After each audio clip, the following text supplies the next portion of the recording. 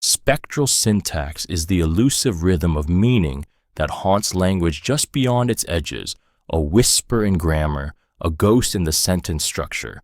In the early seminars of Jean-Luc Nancy, spectral syntax is not a formal theory, but an atmosphere, an emergent mood that dissolves traditional linguistic authority and lets the unsaid breathe through the said. Nancy's writing suspends the reader inside a space where language stops pointing at stable truths and starts trembling with possibility. Words begin to shimmer. Syntax becomes porous. Sense does not arrive fully formed. It flickers, withdraws, then returns in a different key.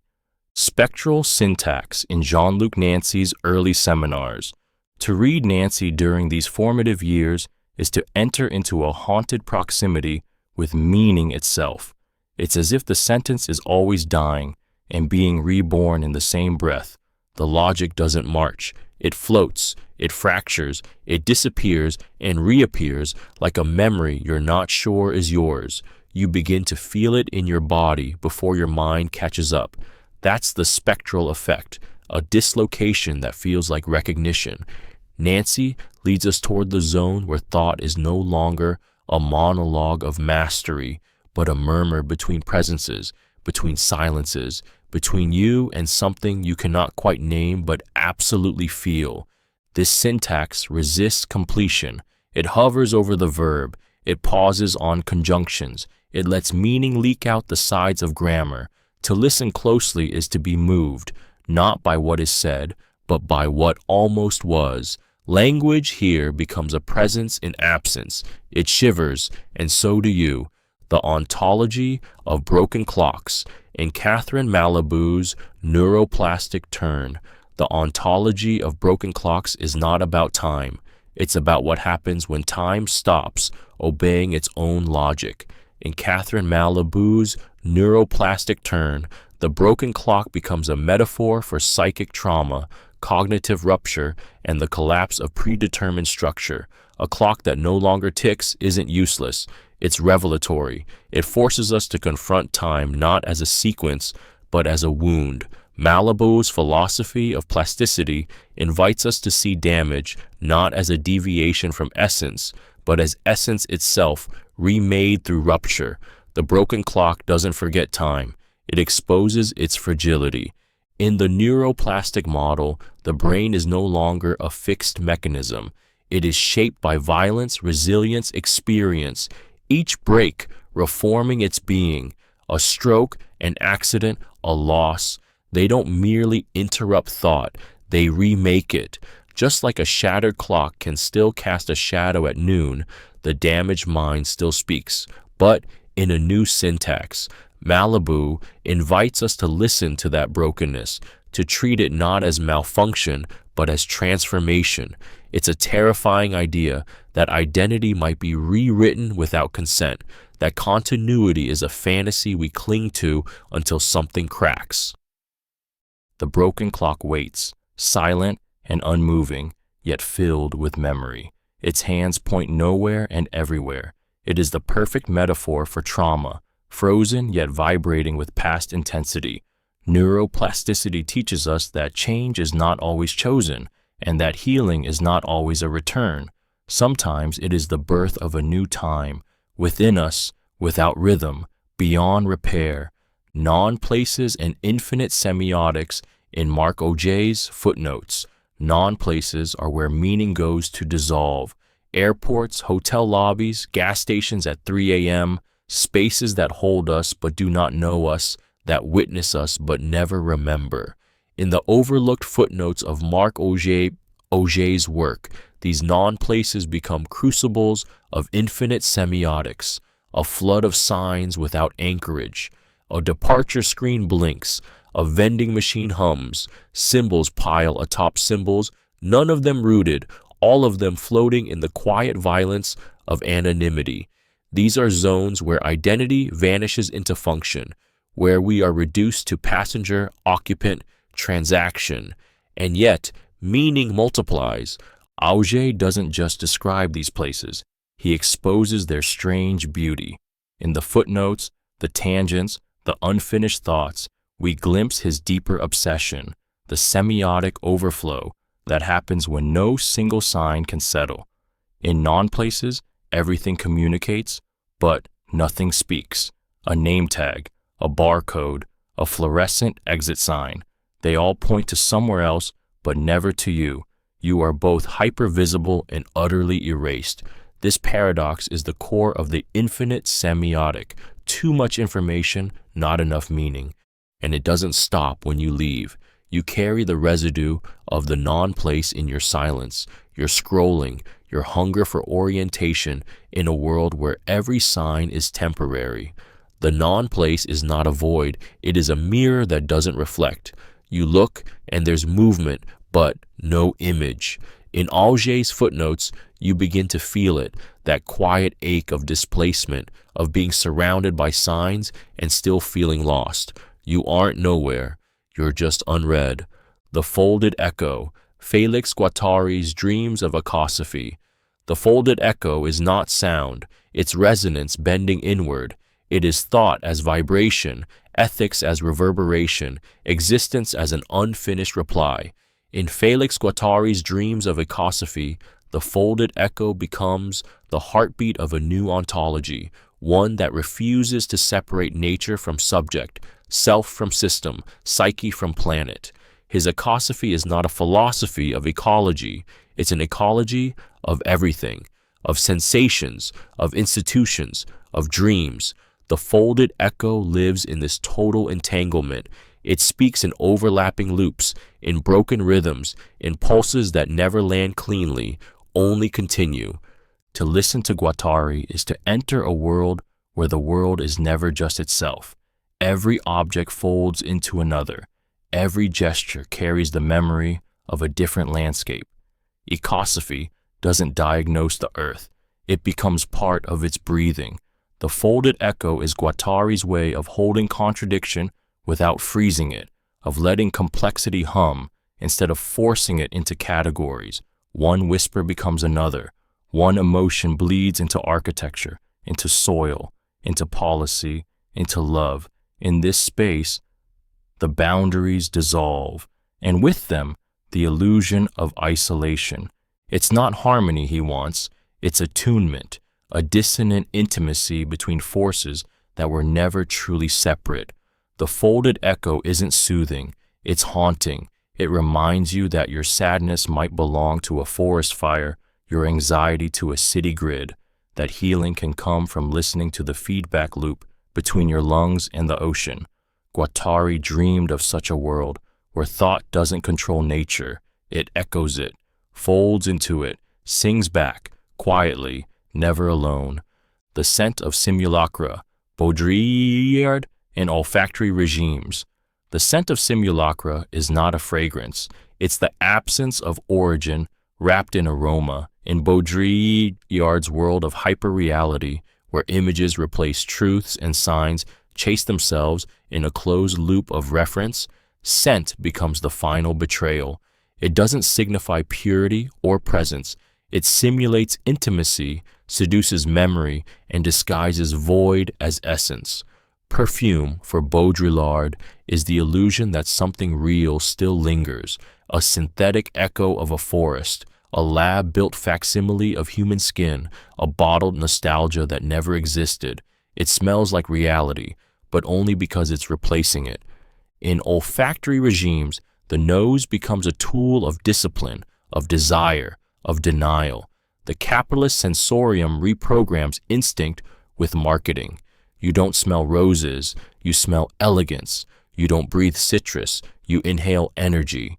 Each scent is coded, sold, repeated, abstracted until it floats free of substance. Baudrillard understood this sensory seduction as more dangerous than sight because it bypasses logic. It goes straight to memory, straight to the limbic system, straight to feeling. That's how the simulacrum survives, by becoming not just visible but visceral. And there's something tragic in it. The scent of simulacra haunts us because it triggers what we want to feel, not what is. We bury the body odor of truth under layers of fantasy musk. We scent our loneliness with vanilla, our power with leather, our freedom with ozone. But the original is gone. Baudrillard would say it never existed. Only the simulation remains, haunting, lingering, disappearing just as you reach for it. A perfume with no skin, a trace with no origin, a breath you cannot trust. Post-Lacanian ventriloquism in the theories of Mladen Dolar. Post-Lacanian ventriloquism is not a trick of voices. It's the revelation that your voice was never fully yours to begin with. In the theories of Mladen Dolar, the voice becomes a haunting object, an uncanny presence that slips between the body and language, refusing to belong entirely to either. When you speak, something else speaks through you, not just words, but desire, not just tone, but lack. Dolar takes Lacan's fragmented subject and pushes it further, deeper, into the mechanics of speaking itself. The voice is not transparent. It hides, it echoes, it performs, it breaks. To listen to yourself in Dolar's framework is to realize that every sentence carries an intruder. The subject, far from sovereign, is a stage for voices that arrive from elsewhere: culture, the unconscious, the symbolic order. Ventriloquism here is not theatrical, it's structural. You are the puppet and the dummy and the echo all at once. Even the silence in between your words is filled with scripts you didn't write. There is no authentic core, just a choreography of masks that think they speak. And yet, Dolar doesn't mock the voice. He mourns it, because it reveals our deepest wish, to be heard and to be whole, only to unravel that wish at the moment of its utterance. You say, I, and it falls apart mid-air. There's something heartbreaking in that, something beautiful, because in that break, something real flickers, not in what is said, but in the impossible yearning behind it. The voice cracks, and in the crack, we recognize ourselves, not as speakers, but as echoes trying to find a home. Ambient thought and the imminence of rain in Sloterdijk's foam. Ambient thought is the philosophy you don't notice until it's already shaped your breath. It doesn't arrive as argument. It seeps in, like moisture. In Peter Sloterdijk's foam, ambient thought emerges as the gentle pressure of climate, architecture, affect, an invisible sphere that contains us without our permission. Rain, in this ontology, is not just weather. It's thought made imminent, a soft descent that wraps the world in texture, rhythm, intimacy. Sloterdijk's foam worlds aren't built on solid ground. They are bubbles, atmospheres, spatial psychologies. Rain becomes a medium that touches everything without asking.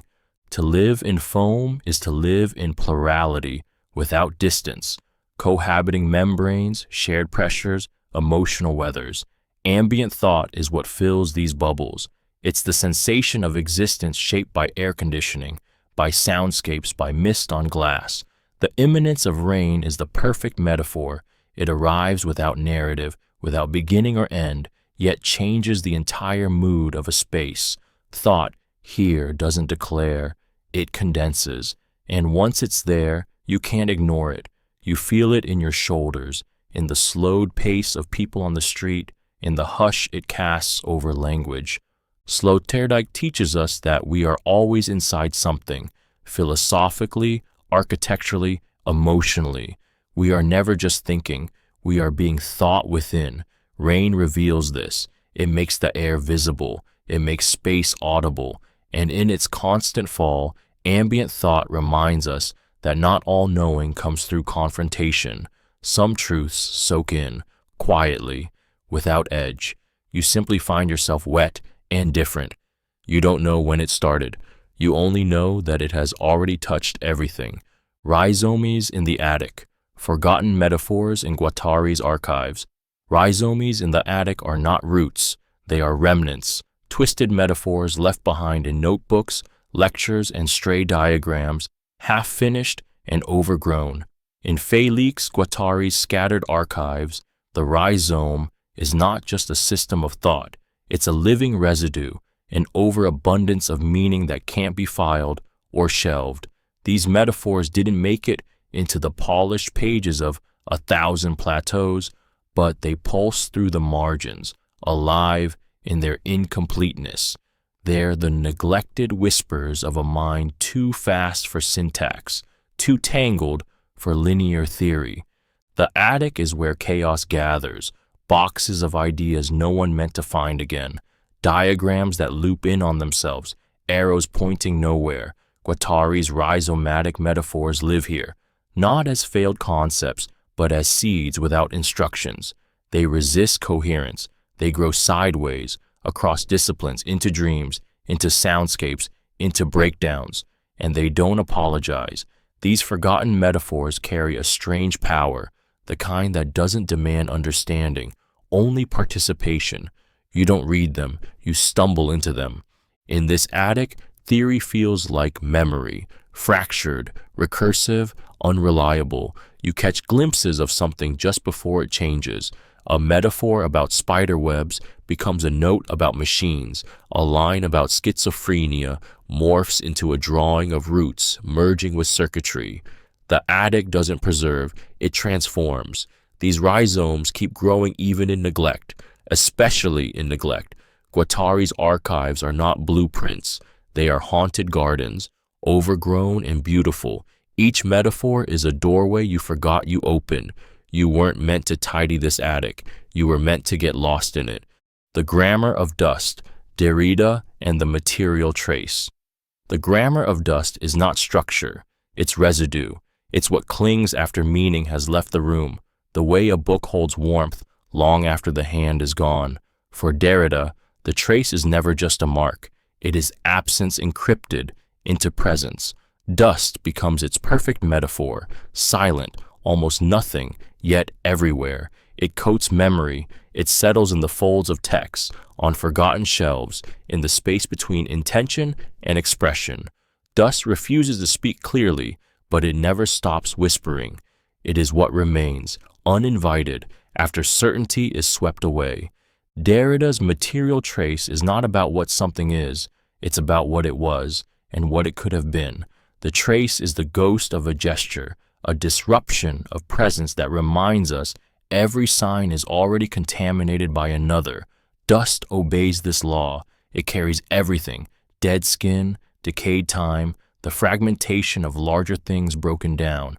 When you touch it, you touch history. When you ignore it, it thickens. The grammar of dust doesn't build meaning, it erodes it, revealing layers beneath layers until nothing stands alone. Language itself begins to feel like dust, particles that once held form but now drift, shift, and settle unpredictably. In Derrida's hands, the clean surface is a lie. The archive is always haunted. Every word bears the sediment of others. Every presence carries its own dispersal. You can sweep, but not erase. Dust will return, and with it, the reminder that nothing ever fully arrives without already beginning to disappear. Meaning gathers like dust, quiet, stubborn, and impossible to hold without smudging. Impersonal memories in Bernard Stiegler's Technics. Impersonal memories are not yours, yet they live through you. In Bernard Stiegler's philosophy of technics, memory escapes the brain and embeds itself in objects, tools, media, what he calls tertiary retention. Your phone remembers more of your life than your nervous system ever could. A photograph holds a smile you've forgotten how to feel. A playlist recalls who you were before heartbreak rewrote your rhythms. Stiegler doesn't see technology as separate from humanity. He sees it as the very condition of our becoming. And with that comes a terrible intimacy. We do not own our memories. We inherit them. We outsource them. We lose them. Technics, for Stiegler, is not machinery. It's prosthetic memory. From cave drawings to AI timelines, it externalizes the flow of experience until it becomes autonomous. And this autonomy seduces, because the more we trust it to hold our past, the more we forget how to carry it ourselves. A family video becomes the only proof you once belonged. A childhood photo becomes more familiar than the child it captured. You begin to wonder, whose memory is this? Yours or the machine's? And yet, These impersonal memories ache with meaning. They are the ghosts of shared time. They remind you that memory is not a private archive, it's a public infrastructure. When your thoughts falter, the screen remembers. When your sense of self fractures, a notification resurrects a version of you that once smiled. Stiegler's techniques doesn't destroy memory, it multiplies it. But in doing so, it steals something sacred, the silence between remembering and forgetting, the space where you used to be alone. Linguistic tremors in Sarah Kaufman's Nietzsche readings. Linguistic tremors are the small, seismic ruptures in language that expose the fault lines of thought. In Sarah Kaufman's readings of Nietzsche, these tremors are not accidental, they are intentional fractures created where philosophy gets too sure of itself. Kaufman doesn't just interpret Nietzsche, she listens for the crackle beneath his words, the trembling syntax, the repetition, the sudden reversals. She recognizes that meaning for Nietzsche is not a monument, but a nervous tick, always shifting, always uncertain, always threatening to undo itself in laughter or collapse. Language here is not a tool, it's a tension. Kaufman's Nietzsche is volatile, not because he lacks clarity, but because his clarity explodes itself. His metaphors turn on themselves. His aphorisms refuse anchoring. His tone slides between irony and vulnerability without warning. Kaufman amplifies this instability, tracing the linguistic tremors that mark where the philosopher breaks down and breaks open. Every sentence is a risk. Every concept is a performance. Philosophy becomes theater, and the stage shakes underfoot. The tremors are not flaws. They are the signal that something dangerous and alive is happening beneath the surface. These are not quiet texts. They stutter, they tremble, they flirt with incoherence because they refuse to play dead. Kaufman shows us how Nietzsche's language fractures under the weight of what it dares to say about morality, about truth, about the death of God. In those fractures, we feel it. Philosophy losing its balance, blinking in the light of its own undoing. What remains is not certainty, it's vibration, the aftershock of thought daring to tremble. Echoes of the real in Zizek's footnotes on the virtual echoes of the real are not repetitions, they are ruptures. They are the violent tremors that rattle through the symbolic order when something that shouldn't exist insists on being felt. In Slavoj Žižek's footnotes on the virtual, the real is not what is hidden, it's what cannot be integrated. It screams through the silence, it fractures your reality with a glitch, a gasp, a moment you can't explain but cannot unsee. The virtual is not illusion, it is the space where the real can echo without being captured. It loops, distorts, mimics, then breaks. Again, Zizek dances with the virtual not to escape the real, but to hear it better. Every simulation is a trapdoor, every fantasy a staging ground for trauma. In the overlooked corners of his writing, the real makes itself known, not through theory, but through aftershocks. A casual aside, a movie reference, a joke that doesn't land but leaves something burning behind it. These are the echoes, distorted, delayed, but unshakable. To encounter the real through the virtual is to be haunted by something too close to name, a dream that bleeds into waking life, a laugh that tastes like fear. The real doesn't reveal itself directly. It detonates through detour. It echoes in pixels, in headlines, in the space between scrolling and screaming. Zizek doesn't offer escape. He offers the uncanny truth that what we repress the hardest finds the loudest echoes, that the real returns not in clarity but in static.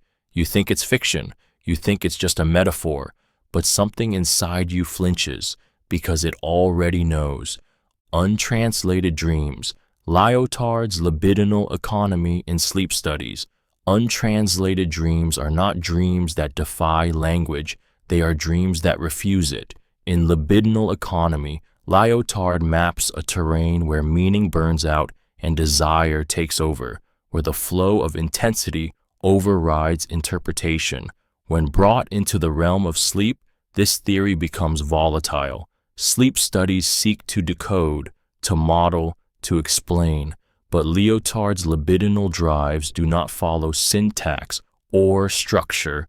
They pulse, they leak, they melt signifiers into sensation until you are no longer deciphering your dreams but being devoured by them.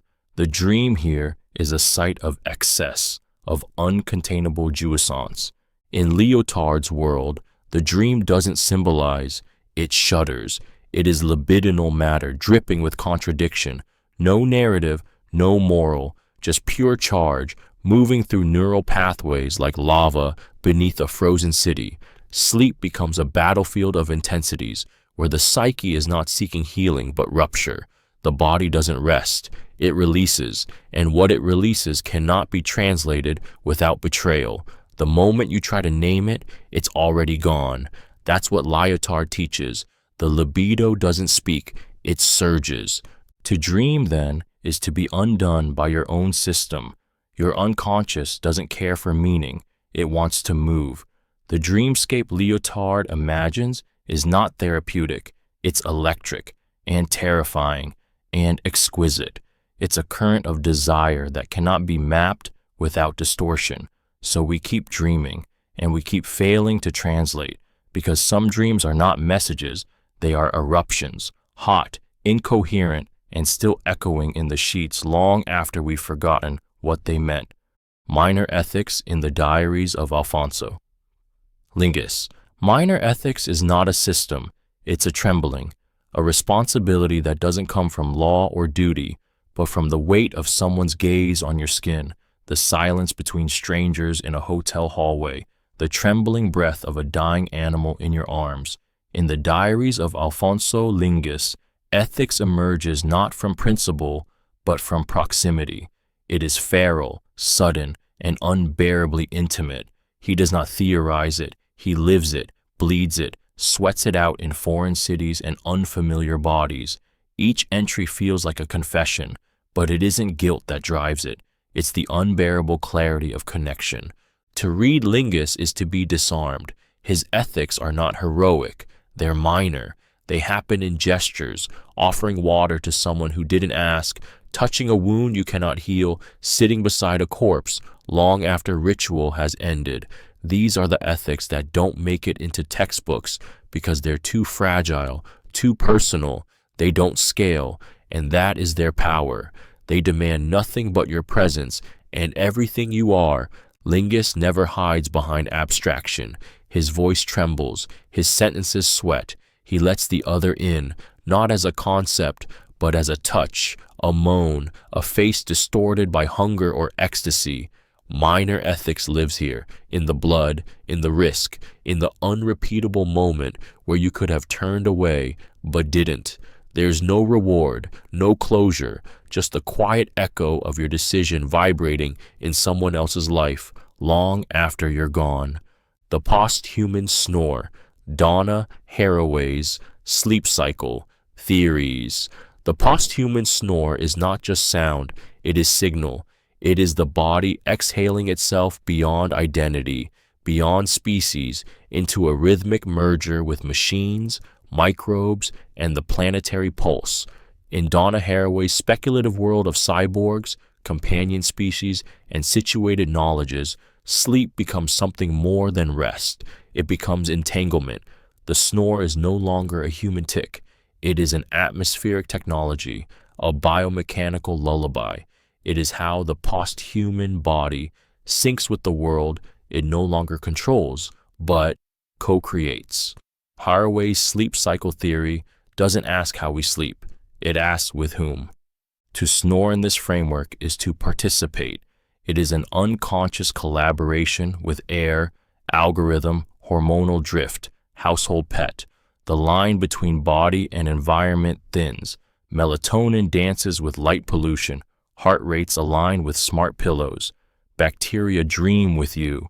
The bedroom becomes a lab, a habitat, a shared ecology. Haraway wants us to notice the politics of sleep.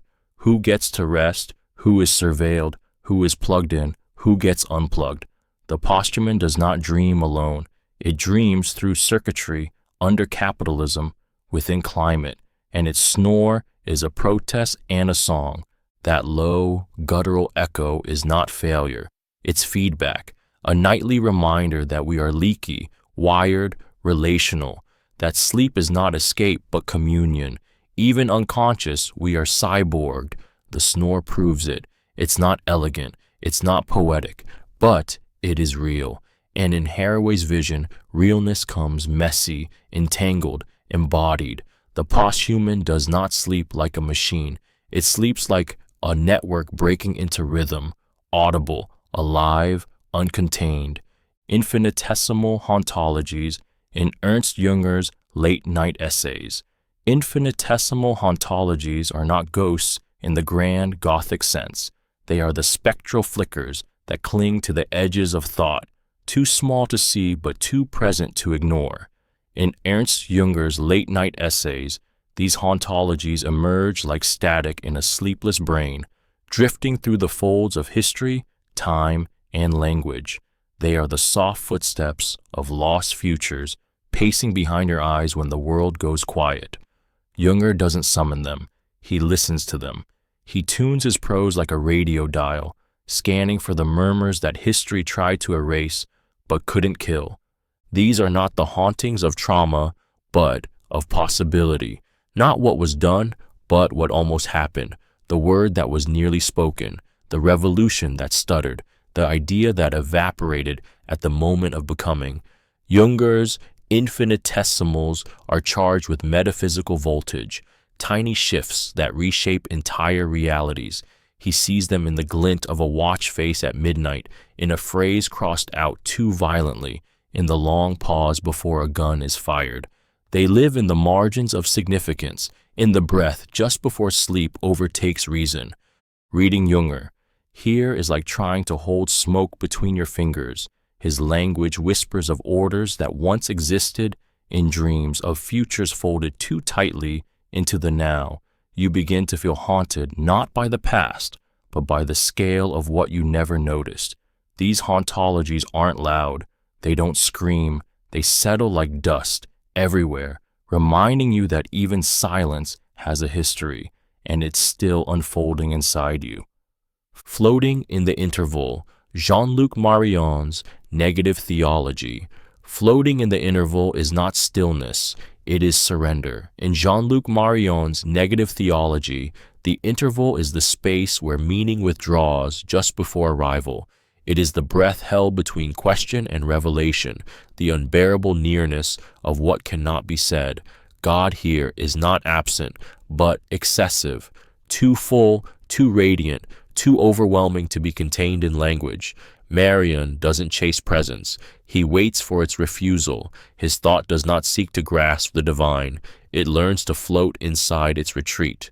Negative theology is not doubt. It is reverence without grasping.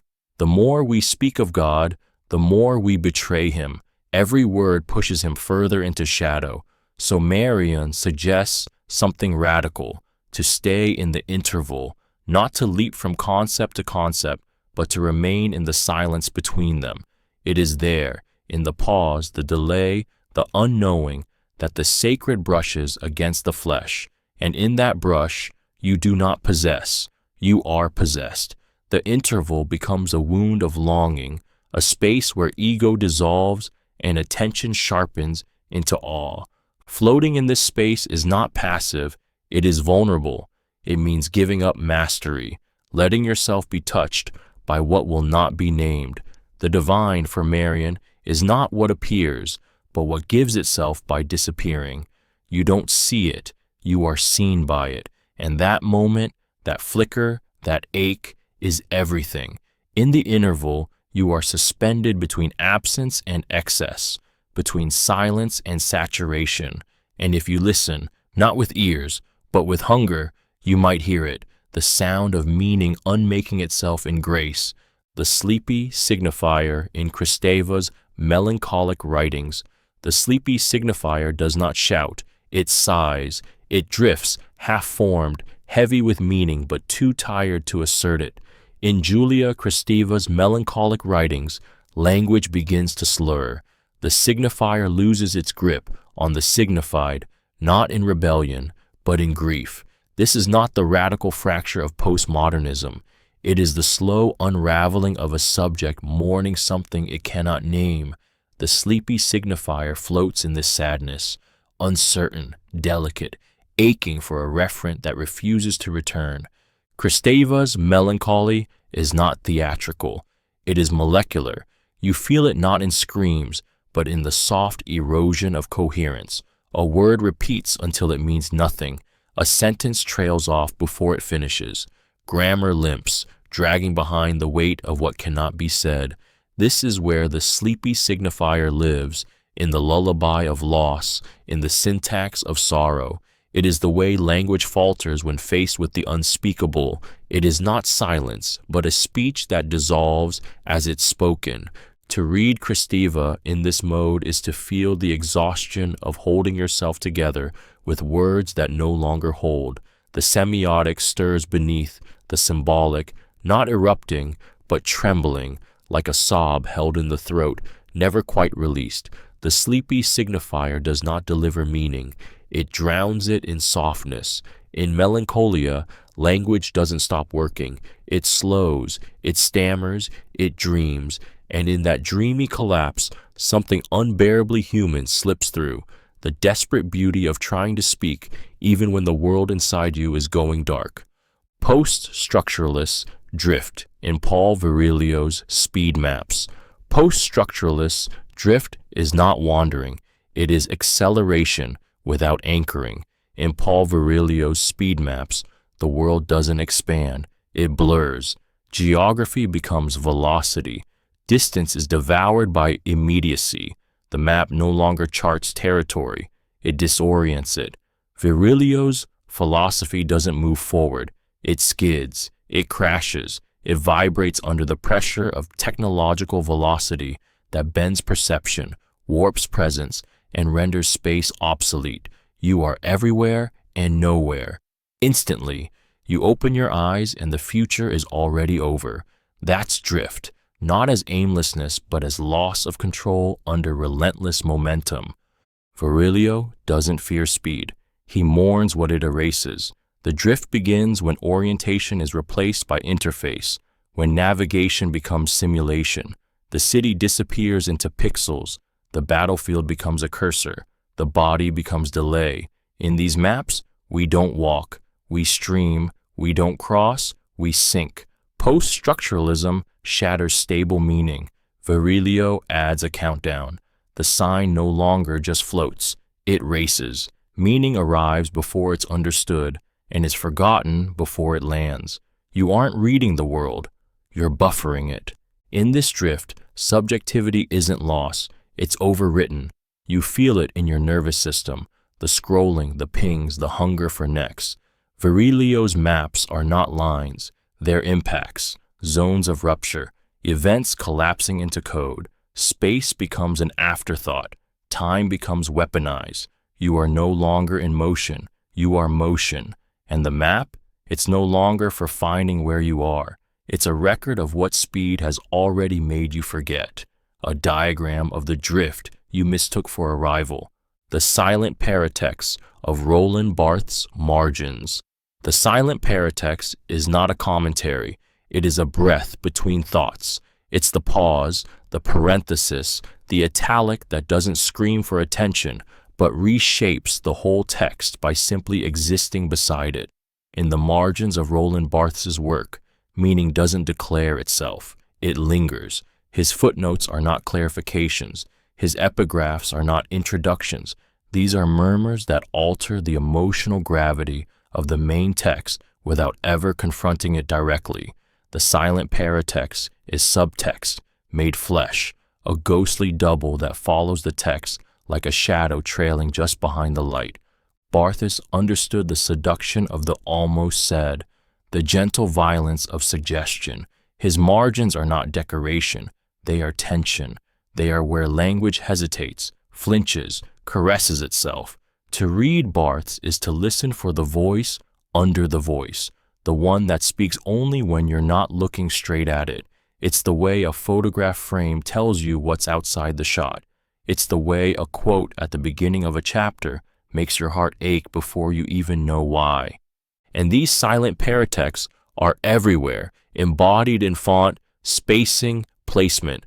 They are his love affairs with ambiguity, his longing for a kind of language that touches without possessing. In Barthes's margins, the text becomes skin, sensual, vulnerable, marked by what it cannot fully hold. You begin to read sideways. You begin to ache in between sentences. The truth isn't in the argument. It's in the margin where nothing is proven, but everything is felt. Oblique hermeneutics in the works of Philippe Labarthe. Oblique hermeneutics is not misreading. It is reading as detour, as echo, as shadow. In the works of Philippe Labarthe, interpretation does not aim to unveil. It sidesteps, it falters, it hesitates. Meaning does not arrive like truth. It flickers like memory. Obliqueness is not a failure of understanding. It is the only form of reverence possible when the text itself resists possession. Labarthe doesn't interpret to own, he interprets to listen, with a trembling that refuses finality. Every reading becomes an encounter with something not quite said, but never fully silent. The oblique path is painful. It is the reader standing not in front of the text, but beside it, haunted, unsure, intimate. His work breathes with the legacy of Heidegger and Derrida, but he doesn't mimic their movements. He bends them. He disfigures clarity on purpose. The point is not to explain poetry, but to be undone by it. He moves through Hölderlin, through the tragic, through mimesis, not as a scholar, but as someone being whispered to by something he cannot quite hear. That's the hermeneutic he builds, not a method, but a vulnerability. There is no center in his reading, no certainty, just tremors of truth unfolding sideways. His words step around meaning, not toward it. You feel like you're reading through gauze, like the text is looking back at you, asking you to leave it intact.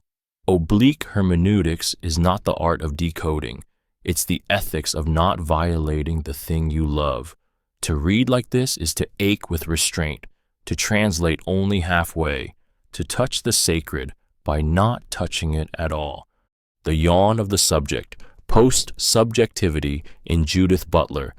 The yawn of the subject is not fatigue, it is refusal, a slow, unguarded rupture in the performance of coherence.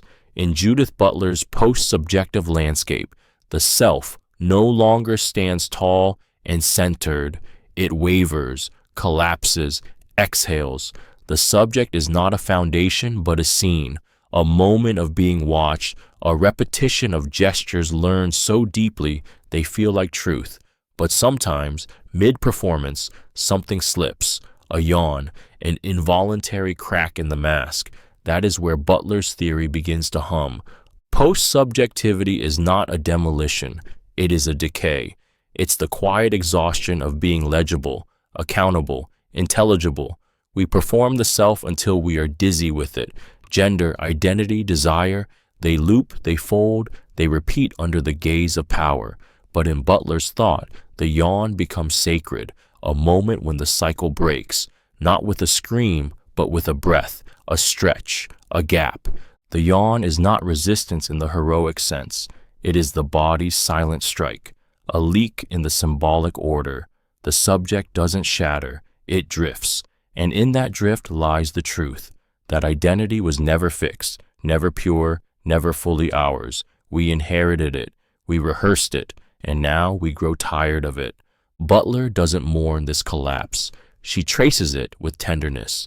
In the yawn, the body betrays the script, the mask slides, and something soft, something unnamed, slips through, not a new subject, but a space, an opening, a moment of unperformance, weightless and terrifying. You are not yourself, you never were, and that yawn, it's the most honest thing you've ever done. Palimpsest and pillow talk in Hélène Cixous's fiction. Palimpsest and pillow talk share a secret. They both hold traces of what was never meant to last. In Hélène Cixous's fiction, language is layered like skin, and every word you read is whispering over another you almost hear. Her writing is not linear. It curls, folds, returns. It breathes between lovers and ghosts, between what is said and what trembles beneath it. The page is a body, a bed, a memory, and the narrative is always already stained with loss, with laughter, with leftover heat. This is écriture féminine, not a style, but a pulse, not a message, but a murmur. Cixous doesn't write to explain, she writes to evoke. Her sentences twist like hair and fingers, full of desire and delay. You don't read her, you listen to her breathing. The palimpsest is not a metaphor, it's a structure. Her fiction writes over trauma, over myth, over love letters torn and rewritten, but nothing is fully erased. You feel the undertext vibrating, old pains, buried mothers, unsent confessions. Pillow talk in her hands is not trivial. It is revolutionary. It's where truth slips out, half-dressed and glowing. These are not stories, they are awakenings. The bed becomes a writing desk. The sigh becomes syntax. Meaning doesn't march, it meanders. And in those quiet, looping movements, you feel it. How intimacy resists logic, how language shivers under the weight of flesh and longing. Cixous writes as if the page is listening, and what you hear is not a plot, it's the residue of tenderness, a love that never finishes saying itself, a voice that undresses as it speaks. Aporetic nap zones. In Giorgio Agamben's state of exception. Aporetic nap zones are not places of rest. They are places where rest becomes a question. In Giorgio Agamben's state of exception, the suspension of law is not absence. It is a paradox that breathes. In this suspended state, time doesn't stop. It lingers. Authority doesn't vanish. It becomes invisible. And the subject, caught between rule and exception, drifts into a kind of juridical sleep. This is the aporetic nap zone, a space where sovereignty closes its eyes but still watches, where power yawns but does not release. Agamben's writing unfolds like a dream you can't quite wake from. The citizen is no longer protected by law, yet is still bound by it. The body is exposed, but not free. It is a body in limbo, too awake to dream, too tired to resist. The nap zone emerges here, not as metaphor, but as condition, a state where action is indefinitely deferred, where identity floats in a gray legal mist, soft-edged and unlocatable. To nap in this zone is not comfort, it is political sedation. And yet, within that drowsiness, Agamben finds the aporia, the contradiction that refuses to close. This is not sleep as escape, but sleep as symptom, a pause in the logic of control that reveals how deep the control runs. You begin to feel it, not just in law, but in daily life, the flicker of dread in moments of waiting, the hush in bureaucratic spaces, the dreamlike texture of endless surveillance. The nap zone is everywhere, and you are already inside it in the simulated nap, sleep, and the hyper-real. The simulated nap is not rest, it's performance. It's the illusion of stillness in a world that no longer believes in slowness. In the hyper-real, as Jean Baudrillard warned, signs replace what they once represented. Sleep is no longer a need, it is an aesthetic, a wearable, a biohack. The nap becomes a curated moment of self-care, filtered through apps, ambient playlists, and branded eye masks. You aren't sleeping, you're simulating the conditions of having slept. The body is horizontal, but the self is still uploading. The world doesn't pause, it scrolls beside your closed eyes. This nap is not a withdrawal, it is a broadcast, captured in soft lighting, framed in neutral tones, posted with hashtags like #restorative and wellness. It no longer belongs to the sleeper, it belongs to the feed. In the hyperreal, everything becomes content, even unconsciousness. The simulated nap doesn't rejuvenate. It performs the idea of rejuvenation while the nervous system hums beneath the surface, still wired, still tracking data. You dream, but even the dreams feel rented. Baudrillard's hyperreality devours authenticity by replacing it with a more perfect copy. The nap, once a biological surrender, becomes a symbol severed from sleep. You can buy it, stylize it, optimize it, but you can't feel it. The body mimics the form, but the soul keeps blinking. And yet, we do it anyway, because in a world where silence must be branded and peace must be proven, the simulated nap is the closest we're allowed to come to stillness. A sleep-shaped echo, a stillness that never really lands, resting not to recover, but to perform the illusion of having rested. Bataille's laughter as precursor to hypnagogia. Bataille's laughter is not humor, it's rupture, a convulsion of the self so total it dissolves language, dignity, and separation. In the instant of true laughter, the body stops performing its role. It surrenders, it twitches, folds inward, leaks noise that doesn't belong to meaning. This is where hypnagogia begins, not in silence, but in the violent joy of letting go. Between wake and sleep, reason flickers. Bataille's laughter cracks open the mind just enough to let the dream seep in. He saw laughter as sacred, obscene, impossible to contain. It emerges in moments of excess, when thought can no longer carry the weight of experience, when the symbolic collapses into the raw material of being. This laughter does not clarify, it disorients. It derails structure, opens the door for unreason, for delirium, for the soft arrival of the unreal. It is the perfect precursor to hypnagogia, that shimmering borderland where forms lose edges, thoughts become images, and time loosens its grip.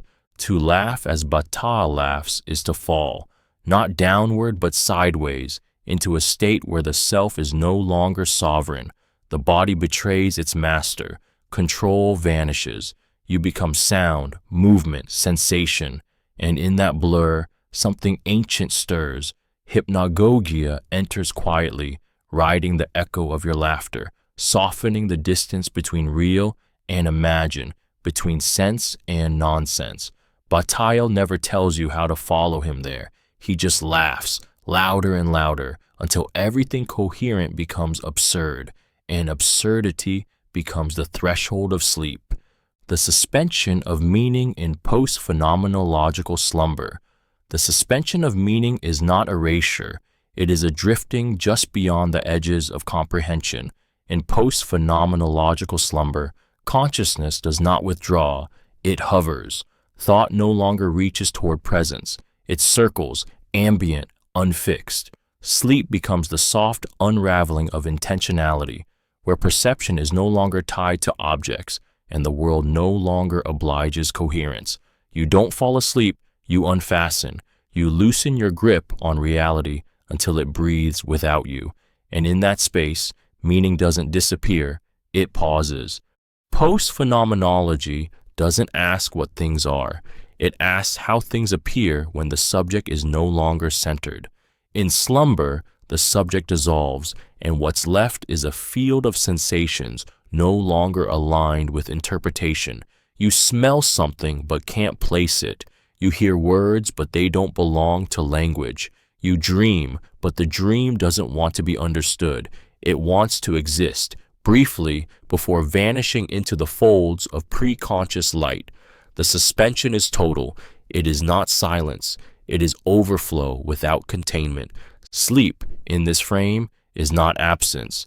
It is excess without structure, a moment when the mind no longer seeks meaning and therefore, paradoxically, comes closest to touching it.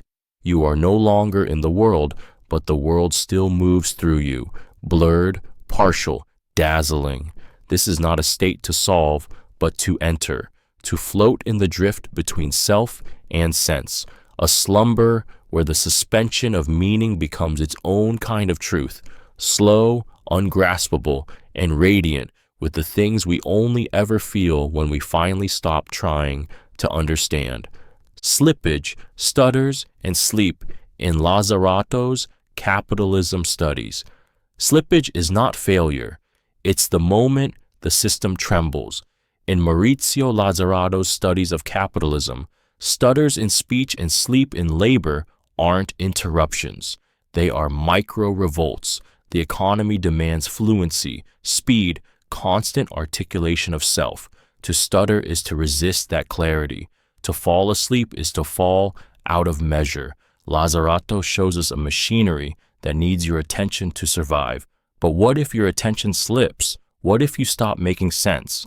Cognitive capitalism thrives on your focus, your emotions, your narrative productivity. It wants stories. It wants branding. It wants you to be on, always. But in the stutter, in the hesitation before the next word, you become unreadable. The system pauses, not because it broke, but because you did, and that is a kind of power. Lazzarato doesn't romanticize dysfunction. He reveals it as a portal. Every stammer is a refusal to be streamlined. Every moment of exhaustion is a crack in the engine. Sleep, in this world, is no longer natural. It's subversive. It's the body reclaiming a timeline that doesn't belong to capital. You are not producing. You are not performing. You vanish. And that vanishing is sacred.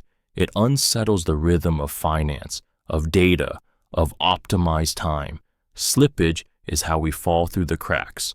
Stutters are the syntax of refusal. And sleep, that last sanctuary, is not escape. It is revolt by softness, a disappearing act that demands nothing, explains nothing, and yet says, not now, not for you, not this second, I am elsewhere. Soporific diacritics in the writings of Julia Kristeva. Soporific diacritics are not merely marks on a page.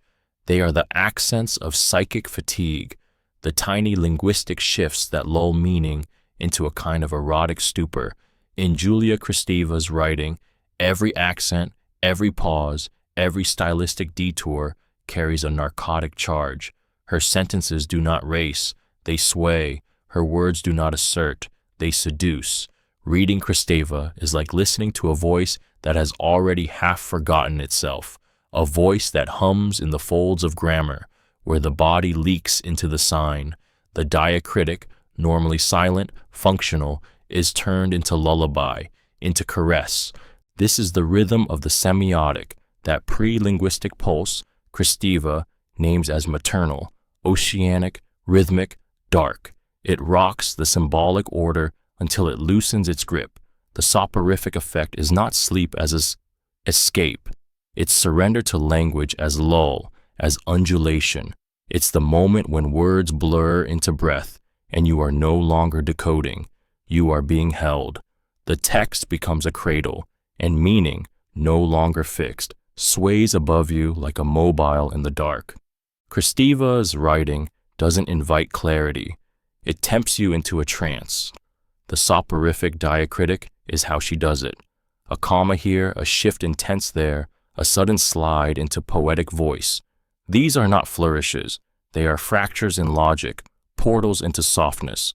Through them, language no longer communicates. It emanates. You don't learn. You drift.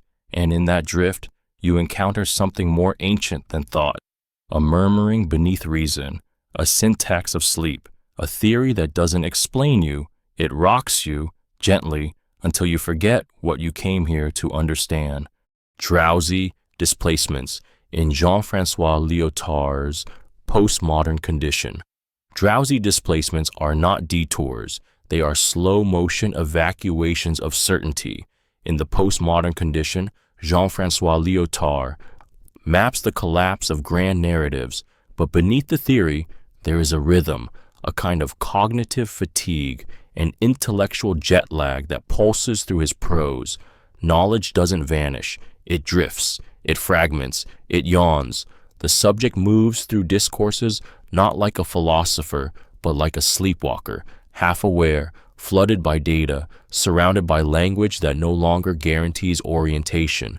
Displacement here isn't violent. It's drowsy. It creeps in like fog at the edges of thought. Meta-narratives dissolve not with a scream, But with a shrug, the scientist, the historian, the theorist, they all begin to speak more softly, unsure if their words still matter, still land. Lyotard's world is post-certainty, post-direction, post-truth, not in defiance, but in fatigue. You read him and begin to feel it, the quiet blur of overstimulation, of multiplicity without anchor. You don't get lost, you drift, and you like it. In these drowsy displacements, meaning is no longer given, it flickers. Authority no longer roars, it hums in the background like a machine left running. The text doesn't resolve, it loops, it fades, it invites you to lie down inside its paradox. Lyotard doesn't wake you up. He lets you rest within the dislocation, as if saying, it's okay not to know. It's okay to float. The condition is postmodern. The sensation is drowsiness. And the displacement, the slow, sweet slide away from coherence, is not a problem to fix. It's the atmosphere now. Breathe it in. The quiet violence of textual indeterminacy. Textual indeterminacy is not confusion. It is precision turned inside out. It is a silence that cuts, a pause that bleeds. In the heart of post-structuralist thought, indeterminacy is not a flaw of the text. It is its wound, its pulse, its refusal to be pinned. The violence isn't loud. It doesn't scream. It happens softly, like a door left open in winter. You don't notice the cold until your bones start to ache. That is how it works. The text smiles, and underneath, it unravels everything you thought was stable. To read in the face of indeterminacy is to stand where certainty dies slowly. Words no longer point. They shimmer, they slide, they contradict. The sentence begins in one register and ends in another, and you are left breathless, reaching for a center that isn't there. It is disorientation without chaos, a dismantling done in whispers. You keep reading, hoping for arrival, but the meaning keeps deferring, keeps shifting, keeps whispering maybe. This violence is not accidental. It is deliberate. The text seduces you into its architecture, then folds the floor beneath your feet. And the collapse isn't destructive, it's transformative. What breaks is your expectation, your desire for resolution, your craving for the comfort of closure. In that fracture, something awakens, a strange humility, a deeper listening, a darker intimacy with language. Indeterminacy doesn't want to destroy you. It wants you to feel what it's like to read without armor, to know that meaning is not delivered, but glimpsed, and always, just barely, out of reach. Becoming sheep, passive resistance in animal philosophy. Becoming sheep is not submission. It's a quiet, deliberate exit from the logic of domination. In animal philosophy, the sheep has long been seen as the symbol of passivity, the mindless follower. But to become sheep is to undo that judgment. It is to inhabit passivity not as weakness, but as resistance. You don't charge, you don't argue, you graze, you wait. You refuse to play the game on the master's terms. This is not loud protest. It's soft negation, a politics of stillness that stares power in the face and simply doesn't move. To become sheep is to unlearn the predator's rhythm.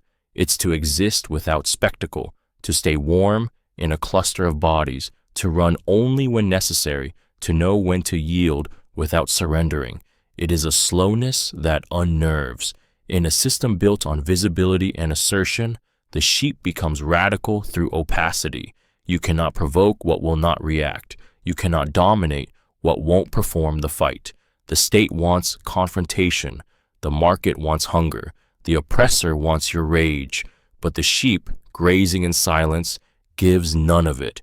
Animal philosophy finds in this form a subtle rebellion, an ethics of non-cooperation, a mode of being that disrupts the narrative of power by simply enduring, not surviving for triumph, but surviving as refusal. Becoming sheep means stepping out of the theater of dominance, of human exceptionalism, and melting into a rhythm untouched by ambition. It is not a call to retreat. It is a whisper. There is strength in stillness. There is agency in not becoming wolf. There is power in not becoming what hurts you. Metaphysical snoozes in Rosi Bradatti's nomadic theory. Metaphysical snoozes are not escapes from thought. They are recalibrations of it. In Rosi Bradatti's nomadic theory, sleep is not inertia, it's transition. It is the pause between identities, a breath held between becomings. To snooze, metaphysically, is to linger in the in-between, where the self has not yet reassembled, and the world is no longer where you left it. Bradatti's nomad doesn't wander for adventure. It drifts because no center holds. There is no origin to return to, no fixed point to claim. There is only the hum of movement, and within that hum, the gentle, radical refusal to fully awaken. The snooze is not lazy. It is resistant. It delays the demands of mastery, of borders, of definition. In this light, metaphysical snoozing is a mode of existence that softens the ego and opens space for transformation without direction. It is the drifting consciousness of a body in flux, gendered, technologized, posthuman, plural. Nomadic subjectivity doesn't sleep to rest. It sleeps to slip, to mutate, to prepare for its next articulation. And in that snooze, time dilates, identity loosens, the world comes in at different angles. Bradatti's theory is built in this half-lit zone where thought is porous and language moves like weather. The metaphysical snooze becomes a site of potential where intensity simmers low and quiet. You aren't inert, you're incubating, not choosing not to think, but letting thought coil inward, slow and warm, before it strikes again. To snooze like this is to give up the illusion of total clarity and enter the ethics of softness, of waiting, of change felt before it is spoken. Subconscious citation. Practices in Avital. Ronell's margins. Subconscious citation is not about footnotes. It's about infection. In the margins of Avital Ronell's work, citation becomes something viral, something that spreads beneath the surface of thought without asking for permission or attribution. She doesn't just reference, she absorbs. She lets other voices haunt her syntax, bleed into her metaphors, echo inside her pauses. To read Ronell is to be possessed by a chorus that never declares itself. A sentence starts with Heidegger, brushes against Freud, then collapses into a pun that feels like Kafka hiding in a neon-lit hallway. Ronell's writing does not quote to prove, it quotes to contaminate. Her citations live in the subconscious of the page, not in the clear light of academic decorum. They flicker like déjà vu.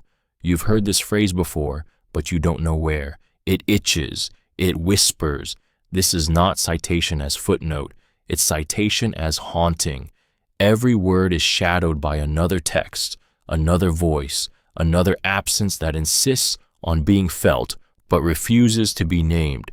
And this is where Ronell's ethics begin, not in rigor, but in rupture. Her margins are not neat, they bleed. She teaches you that thinking isn't clean, that language is always already marked by what you've read, even if you pretend you haven't. The self becomes a citation machine that can't stop echoing. You start to hear your own thoughts as footnotes to someone else's forgotten dream. You start to realize you've never had an original idea, and strangely, that doesn't feel like failure. It feels like coming home to the swarm.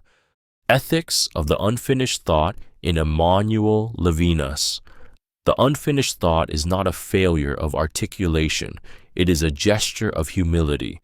In Emmanuel Levinas's ethics, to think is to be interrupted by the face of the other, by the voice you cannot absorb, by the demand that arrives before you know how to answer.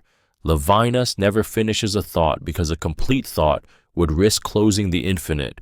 He doesn't seek resolution, he seeks responsibility, and responsibility in his world is endless. You do not arrive at understanding, you arrive at obligation. His philosophy doesn't move in straight lines. It hesitates, it circles, it bows.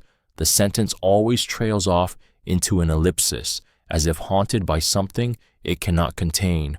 This is not indecision, it is reverence. Levinas lets his thought remain open, cracked, incomplete, because anything else would betray the ethical core of his work. The other is not a concept to grasp. It is a presence that breaks your categories. You don't think about the other. You are called by the other. And in that call, thought stammers. It loses its shape. This is what makes Levinas so quietly radical. He does not use thought to dominate. He lets thought become porous, unsettled, responsive. The unfinished thought is his form of care, a refusal to close the door on alterity, a philosophy that breathes, that listens, that never stops being vulnerable.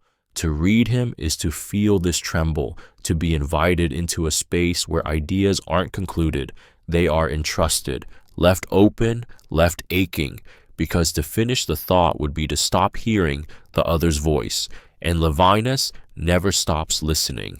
The murmur of meaning in Maurice Blanchot's infinite narrative. The murmur of meaning is not a message. It's the breath beneath language, the ghost voice that never stops speaking even when nothing is said. In Maurice Blanchot's infinite narrative, story becomes asymptote. It moves toward resolution, but never touches it. Words circle the center, refusing to land. What emerges is not plot, but murmur. A low, constant vibration of presence, absence, repetition. Meaning no longer arrives. It recedes, and in its withdrawal, it becomes something you feel rather than grasp. Not illumination, but haunting. Blanchot does not write to explain. He writes to dissolve. His infinite narrative is not a spiral of progression, but a sentence stretched so thin it almost becomes silence. You read, and nothing resolves. You wait, and nothing concludes, and yet you are not empty. You are full, with the weight of what almost meant something. The murmur touches you like wind through a cracked window, always there, never visible, impossible to name. This murmur is where death and writing meet. Blanchot knew that every word written is a word held back from the void, and yet still marked by it. The story that never ends is the story that always brushes against its own disappearance. Language trembles, meaning flinches. The reader becomes a listener, not to clarity, but to cadence. You begin to crave the drift, the hesitation, the repetition that says, I cannot say, but I must keep saying. There is no climax, only continuation, no truth, only the pulse of thought as it slips through your hands. This is not storytelling. This is the sound of being barely alive inside the sentence. Boredom as method in post-structuralist discourse. Boredom in post-structuralist discourse is not a symptom. It is a strategy. It is the slow, grinding repetition that wears down expectation, that refuses narrative satisfaction, that unravels the need for clarity like thread between tired fingers. Boredom becomes method when it forces the reader to stay, not out of pleasure, but out of compulsion, out of the realization that meaning will not reward you immediately, or maybe ever. In this sense, boredom is a kind of philosophical violence, a durational assault on the desire for resolution. Think of Barthes lingering over a comma, Derrida chasing deferral through endless footnotes, or Kristeva drifting between registers with no roadmap. The texts do not move, they hover, they stall, they spiral back, they offer you a path only to let it vanish beneath a tangle of theoretical bramble, and in that moment you feel it, the itch of boredom. But beneath it, something shifts, your rhythm changes, your attention stretches, you stop waiting for a point and begin inhabiting the texture of the delay. This is the method. Post-structuralist boredom is not passive. It dismantles, it rewires, it teaches you how to be with uncertainty longer than you thought possible. It strips reading of entertainment, of utility, and gives you instead a kind of trance. You begin to see through the surface. You begin to hear meaning creaking in the background. The boredom becomes sacred, a slowed-down form of awakening, not to what the text says, but to what it withholds. And in that withholding, a strange intimacy grows. where repetition becomes ritual and confusion becomes the most honest form of attention. Night logic and Derrida's post-Cartesian ghosts. Night logic does not obey, it haunts. In Derrida's post-Cartesian terrain, the ghost is not a metaphor, it is the residue of certainty that refused to die when reason declared itself king. After Descartes, after "I think, therefore I am," something slipped through the cracks, something unspoken, unlit, survived the purification of thought. Derrida never tries to banish it, he listens. Night logic is the form of reasoning that comes when daylight logic collapses. It whispers in disjunctions. It makes sense like a dream makes sense, deeply, dangerously, without needing proof. This is the realm of the ghost, not as superstition, but as structure. The post-Cartesian ghost is not outside thought. It is woven into its foundation. The cogito needed doubt to affirm itself, but it never accounted for the kind of doubt that doesn't end. Derrida carries this doubt further until it becomes spectral, until it walks, until it speaks without origin. In Spectres of Marx, in Margins and Murmurs, Derrida unveils a thought that cannot rest, thought infected with what it tried to exclude. Night logic lives in the aftermath. It resists clarity, not out of confusion, but because clarity has already failed us. The ghost is not the enemy of philosophy. It is its twin, its echo. You think you are reasoning, but something else is breathing just beneath. You feel it when your logic stumbles, when your arguments loop, when your truth feels rehearsed. Derrida's ghosts are not gone. They are what remains. They flicker between presence and absence, between doubt and desire. They are why we can never fully mean what we say, and why we keep saying it anyway. Philosophy After Midnight. Foucault's Lost Lectures. Philosophy after midnight doesn't argue. It lingers. It doesn't convince. It whispers. In the imagined fragments of Foucault's Lost Lectures, thought slips past the discipline of daylight and enters the twilight of confession, desire, and surveillance turned inward. These nocturnal philosophies are not concerned with clarity. They are concerned with shadows, those delicate moments when power reveals itself not through force, but through intimacy. Midnight thought bends differently. It is softer, riskier, less armored. It exhales. Foucault, always obsessed with thresholds of madness, sexuality, punishment, moves through the night with a new cadence. In these lost lectures, imagined or real, time is not linear. It is folded. The body is not studied. It is felt. The panopticon doesn't vanish. It internalizes. You become your own warden in the silence between thoughts. The self keeps watch long after the lights go out. Midnight isn't freedom. It's exposure. It's the hour when systems loosen, but surveillance remains. These lectures don't teach. They haunt.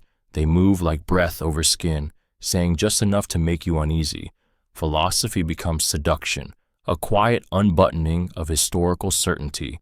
Discipline meets desire. Knowledge brushes against fatigue, and in the slowness of the hour, thought grows fevered.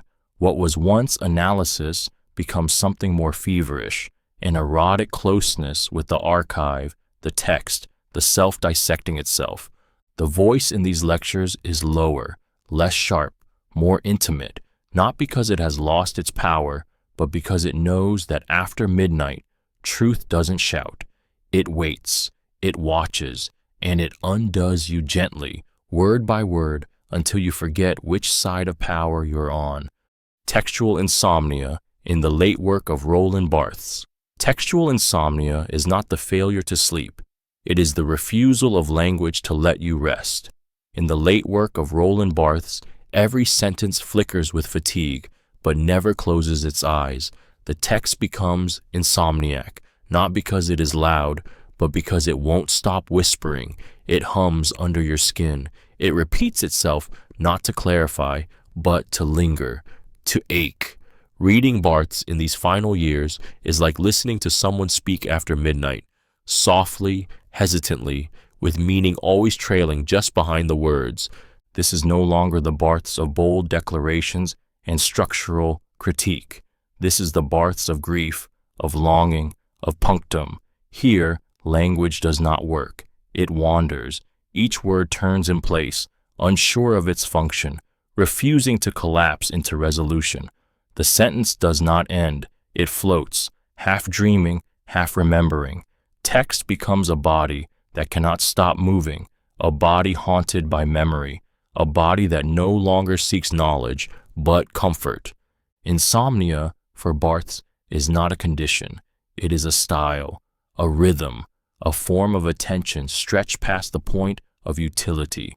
In his notebooks, his lectures, his fragments, the text breathes unevenly.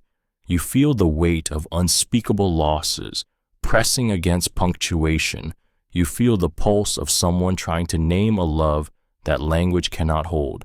There is no thesis, no conclusion, only the night, and the restless beauty of a mind that keeps writing because sleep will not come, and silence is too heavy to bear. The coma of the cogito, sleepy subjectivity in Descartes.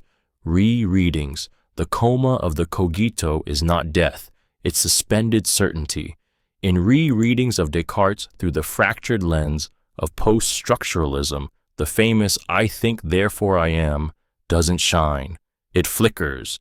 It stutters in the half-light of modern subjectivity, heavy-lidded, drowsy, barely upright.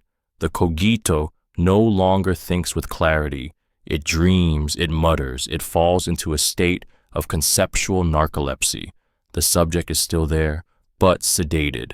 And in that sedation, the illusion of mastery dissolves. Descartes sought to ground truth in the sharp edge of consciousness, but the post-structuralist reading digs deeper, not into the mind, but into the spaces between its awakenings. What if the cogito is sleepwalking? What if thought arises not from clarity, but from the haze just before it? This is not the death of reason. It's its lull, its coma, a state in which the self continues to function, to twitch, to speak, but without anchoring. Identity becomes a looped echo, repeating itself without realizing it. In this sleepy subjectivity, doubt no longer purifies. It fogs. Language, meant to affirm presence, wraps itself in blankets of delay. Meaning turns inward and fades. The eye that thinks no longer stands firm. It drifts, medicated by layers of discourse and unspoken fears. The subject is still thinking, but those thoughts are full of static, full of ghosts. The cogito lies in a hospital bed of philosophy, eyes half shut, murmuring its own name like a mantra, hoping it still means something, but no one's sure, not even it, especially not at this hour. Forgetful resistance. Memory in post-colonial deconstruction. Forgetful resistance is not amnesia, it's a refusal to carry what was never yours to hold. In post-colonial deconstruction, memory becomes a battleground where forgetting is not loss, but survival. The colonized subject is forced to remember a history written by the oppressor, to speak a language soaked in erasure, to live inside a narrative that demands gratitude for its violence. Forgetfulness here is rebellion, a quiet disintegration of the colonial archive, a letting go that says, I will not be curated by your memory. Deconstruction shatters the illusion that memory is pure. It reveals it as constructed, coded, imposed. But post-colonial thought pushes further. It exposes memory as a wound held open by repetition. The names of conquerors etched into street signs, the rituals of civility inherited from empires, the hymns, the maps, the textbooks, each one demanding remembrance, each one echoing a lie. To forget is not to erase the past, it is to unhook its poison from the present. This is not easy forgetting, it is trembling. It is the refusal to be loyal to trauma that isn't yours, to ancestors assigned by colonization. It is saying no to monuments, no to inherited shame, no to the curated pain that props up the master's world. Forgetful resistance doesn't offer healing. It offers rupture. It lets silence speak when history won't. It walks away from archives without apology. And in that walk, barefoot, unsure, half lost, is a new kind of power. The power to remember differently, or not at all. The power to begin where memory ends. Somnambulist sovereignty in post-structural political theory. Somnambulist sovereignty is not power asleep. It is power moving without waking. In post-structural political theory, sovereignty is no longer a conscious force, no longer a visible hand. It drifts, eyes open but unseeing, through bureaucratic rituals, biometric scans, algorithmic borders. It acts, but it does not know it acts. Like a sleepwalker tracing the architecture of forgotten authority, it governs through inertia, through protocols automated and unquestioned, inherited and unremembered. Sovereignty doesn't speak, it murmurs, it moves by habit. Foucault mapped how power hides in discipline, how it shifts from king to clinic, but in the somnambulist model, power loses even the need to disguise itself.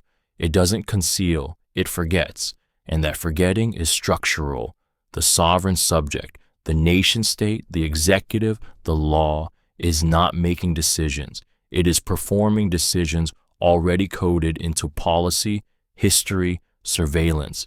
It's awake in form, but dreaming in function. Orders are issued like muscle memory. Drones fly, papers sign themselves. This is the quiet terror. Sovereignty no longer needs will. It just needs continuity, a humming apparatus of legality, of logic, of legacy.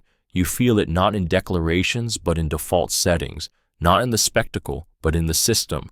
The sovereign becomes a sleepwalker moving through a locked-down world, its steps guided by ghosts of colonial archives and digital spreadsheets. And the people beneath it, they move too, not in revolution, but in drowsy compliance, not because they are unaware, but because waking up would mean facing how long they've been dreaming and how far the sovereign has drifted from its own body. Derridean snippets on the threshold of wakefulness. Derridean snippets do not explain. They hover. They arrive like fragments of thought caught between dream and discourse, the last flickers of language before consciousness fully locks in. On the threshold of wakefulness, Derrida's sentences feel less like arguments and more like hauntings, half-formed, barely stitched together, whispering of meaning but never delivering it whole. This is not the clarity of dawn. It is the shimmer of almost. Derrida's writing was always about borders, between presence and absence, speech and writing, self and other. But at this threshold, his texts begin to blur in a different way. You read them the way you remember a dream, not linearly, but atmospherically. A trace here, a question there, a turn of phrase that feels like it means something deep and exact, then evaporates the moment you try to pin it down. You reach for it, and it moves. Wakefulness implies order, sequence, reason, but the threshold is another space, a soft, unstable zone where logic stutters and desire leaks into the sentence. Derrida writes from here not to illuminate, but to delay illumination. Each snippet is a delay, a hesitation, a murmur of language still tangled in sleep's residue. You begin to feel that the truth is not what's said, but what echoes just outside of what's possible to say. These fragments don't build a theory. They build a mood, a condition, an awareness that meaning is always late, always partial, always arriving just after you've stopped looking. In this space, nothing is solid, yet everything touches. You don't wake up, you drift. And Derrida is already there, scribbling in the margin of your first thought. The hypnagogic real, Zizek's cinema philosophy in Riem. The hypnagogic real is not illusion, it is the moment truth blinks. In Slavoj Zizek's cinema philosophy, reality does not solidify, it flickers, between frames, between sleep and waking, between the desire to know and the fear of knowing too much. The hypnagogic state, where the brain hovers at the edge of REM sleep, is not a retreat from reality, but an encounter with it at its most unfiltered. And in Zizek's logic, this is where ideology breaks down, Not through critique, but through dream. Cinema becomes the portal, sleep becomes the medium, truth slips in, disguised as fiction. In REM, the rules soften, the ego unbuttons. Zizek leans into this drift, insisting that our unconscious doesn't hide in the margins. It speaks in full volume through the spectacle. The hypnagogic real isn't what cinema shows, it's what it does while you're watching. The way your body flinches when a character screams, the way your pulse rises at something that isn't real but feels more real than waking life. It's the ideological code exposed not through clarity, but through saturation. You are lulled by the image, and in that lull, you see too much. Zizek's obsession with this zone is not stylistic, it's surgical. The dream state reveals the glitch, the horror, the unbearable real beneath the fantasy screen, and the hypnagogic is the perfect terrain. It's where defense mechanisms fail, where you're still half awake and the truth climbs in through the side door. Cinema in REM doesn't entertain, it implants. It stirs the sleeping subject, then leaves them wondering if they ever really woke up. And maybe, in Zizek's world, they never do. Language games in dream time. Deleuze reads Wittgenstein. Language games in dream time are not rules, they are rhythms. When Deleuze reads Wittgenstein, he doesn't play by the book. He plays with the book, bending the structure of language games into something fluid, slippery, half-lucid. Dream time is where grammar starts to hum instead of instruct, where signs don't refer, they drift. Wittgenstein's clear-cut edges melt in Deleuze's hands. The game continues, but the players no longer know their names. Syntax floats, logic slurs, sense emerges like a face in fog, then fades. Deleuze doesn't reject Wittgenstein's games. He sleeps inside them. He lets them unfold not on the surface of communication, but deep in the folds of desire, perception, and the unconscious. In dream time, rules are felt, not followed. They mutate mid-sentence. One phrase loops into another. One meaning becomes a portal. The signifier doesn't land, it multiplies. Words become images, vibrations, mass that switch places mid-breath. You aren't learning how to speak. You're remembering how it feels to mean.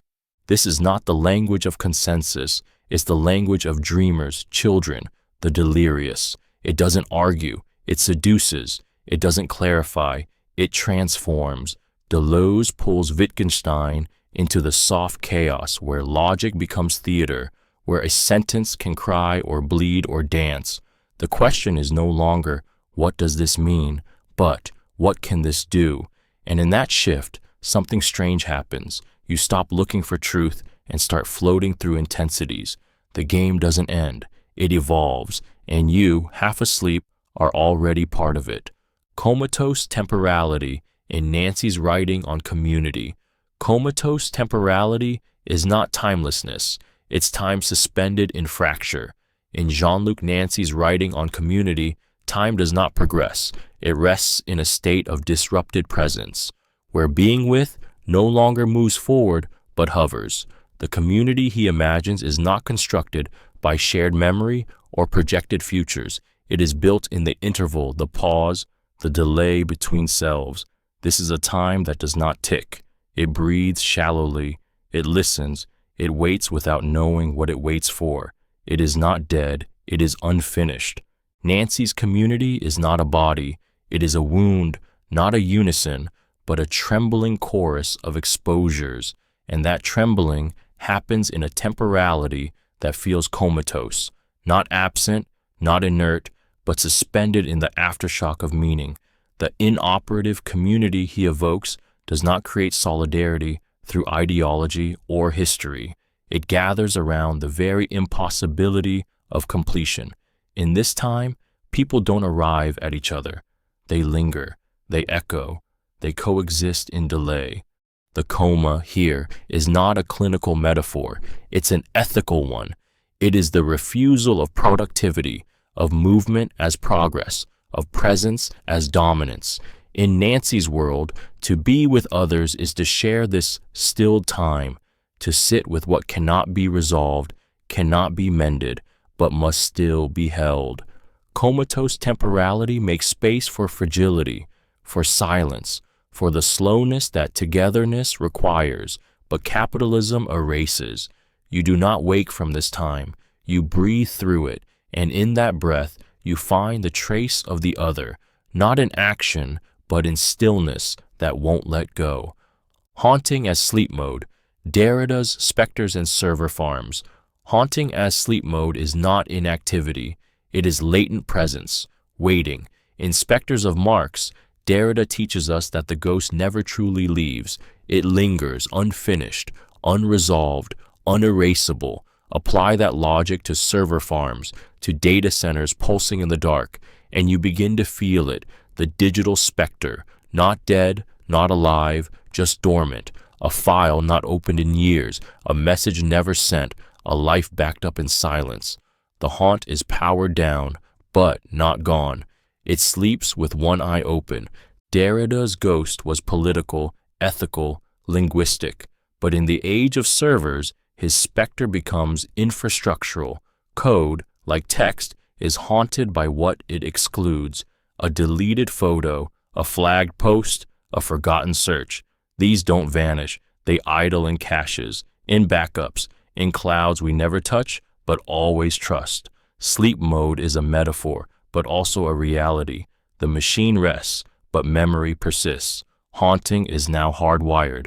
Every I agree clicked without reading. Every ghostwriter, every auto-corrected grief. These are hauntings by design, silent repetitions of past commands, shadows of user intent. Derrida whispers through the blinking LEDs. This has been marked. This has been stored. This will return.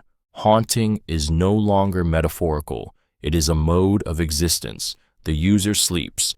The system watches. The ghost becomes protocol. Sleep mode doesn't forget. It remembers more efficiently. And so we dream through devices, leaving trails we will never retrace, watched over by spectral processes we cannot see. Derrida's specter hums quietly in the server, reminding us presence was always partial, absence is never total. The ghost is now electric, and it does not rest. Entropy in semiotic systems, a thermodynamic turn. Entropy in semiotic systems is not decay, it is saturation. It is the slow collapse of meaning under the weight of its own excess. In the thermodynamic turn of post-structuralist thought, language no longer generates clarity. It radiates disorder. Every sign points, not to a stable referent, but to another sign, and another, until the system overheats, until syntax curls in on itself, until significance becomes noise. Entropy is not the death of the message. It is the moment the message starts to blur into everything else. This is not metaphor. It is movement. Like heat, signs spread. They vibrate. They escape their enclosures. And the more they circulate, the more they lose precision. Meaning dissipates, not because it disappears, but because it tries to do too much, too fast, too often. The semiotic field becomes a closed loop with no exhaust. Think of the meme that no longer means anything but keeps being shared. The brand that rebrands itself into oblivion. The sentence that explains so thoroughly it vanishes. That's semiotic entropy. It's not failure, it's oversaturation. The thermodynamic turn is a recognition that interpretation consumes energy, that every attempt to fix meaning accelerates its unraveling. Systems break not from absence, but from overload. Language here is not a tool, it's a heat source, and eventually it melts the structures it was meant to support. You don't lose meaning all at once. You lose it like body heat in a cold room, slowly, invisibly, until you realize it's gone, and the sentence is still speaking, still burning, still beautiful, even as it turns to ash. The gaze that sleeps. Lacanian optics after midnight. The gaze that sleeps is not closed, it sees from beneath the surface. In Lacanian optics, the gaze is never simply about looking, it is the force that looks back, the crack in vision where desire stares through. But after midnight, when the conscious self begins to blur and the ego loosens its grip, the gaze enters a new state. It dreams. It watches without demanding recognition. It lingers in mirrors, in shadows, in the back of your eyelids. You think you've stopped seeing, but something still watches, and that something is you, not as you are, but as you lack. In daylight, the gaze unsettles, fixes you in the field of the other. But in sleep, it slides sideways.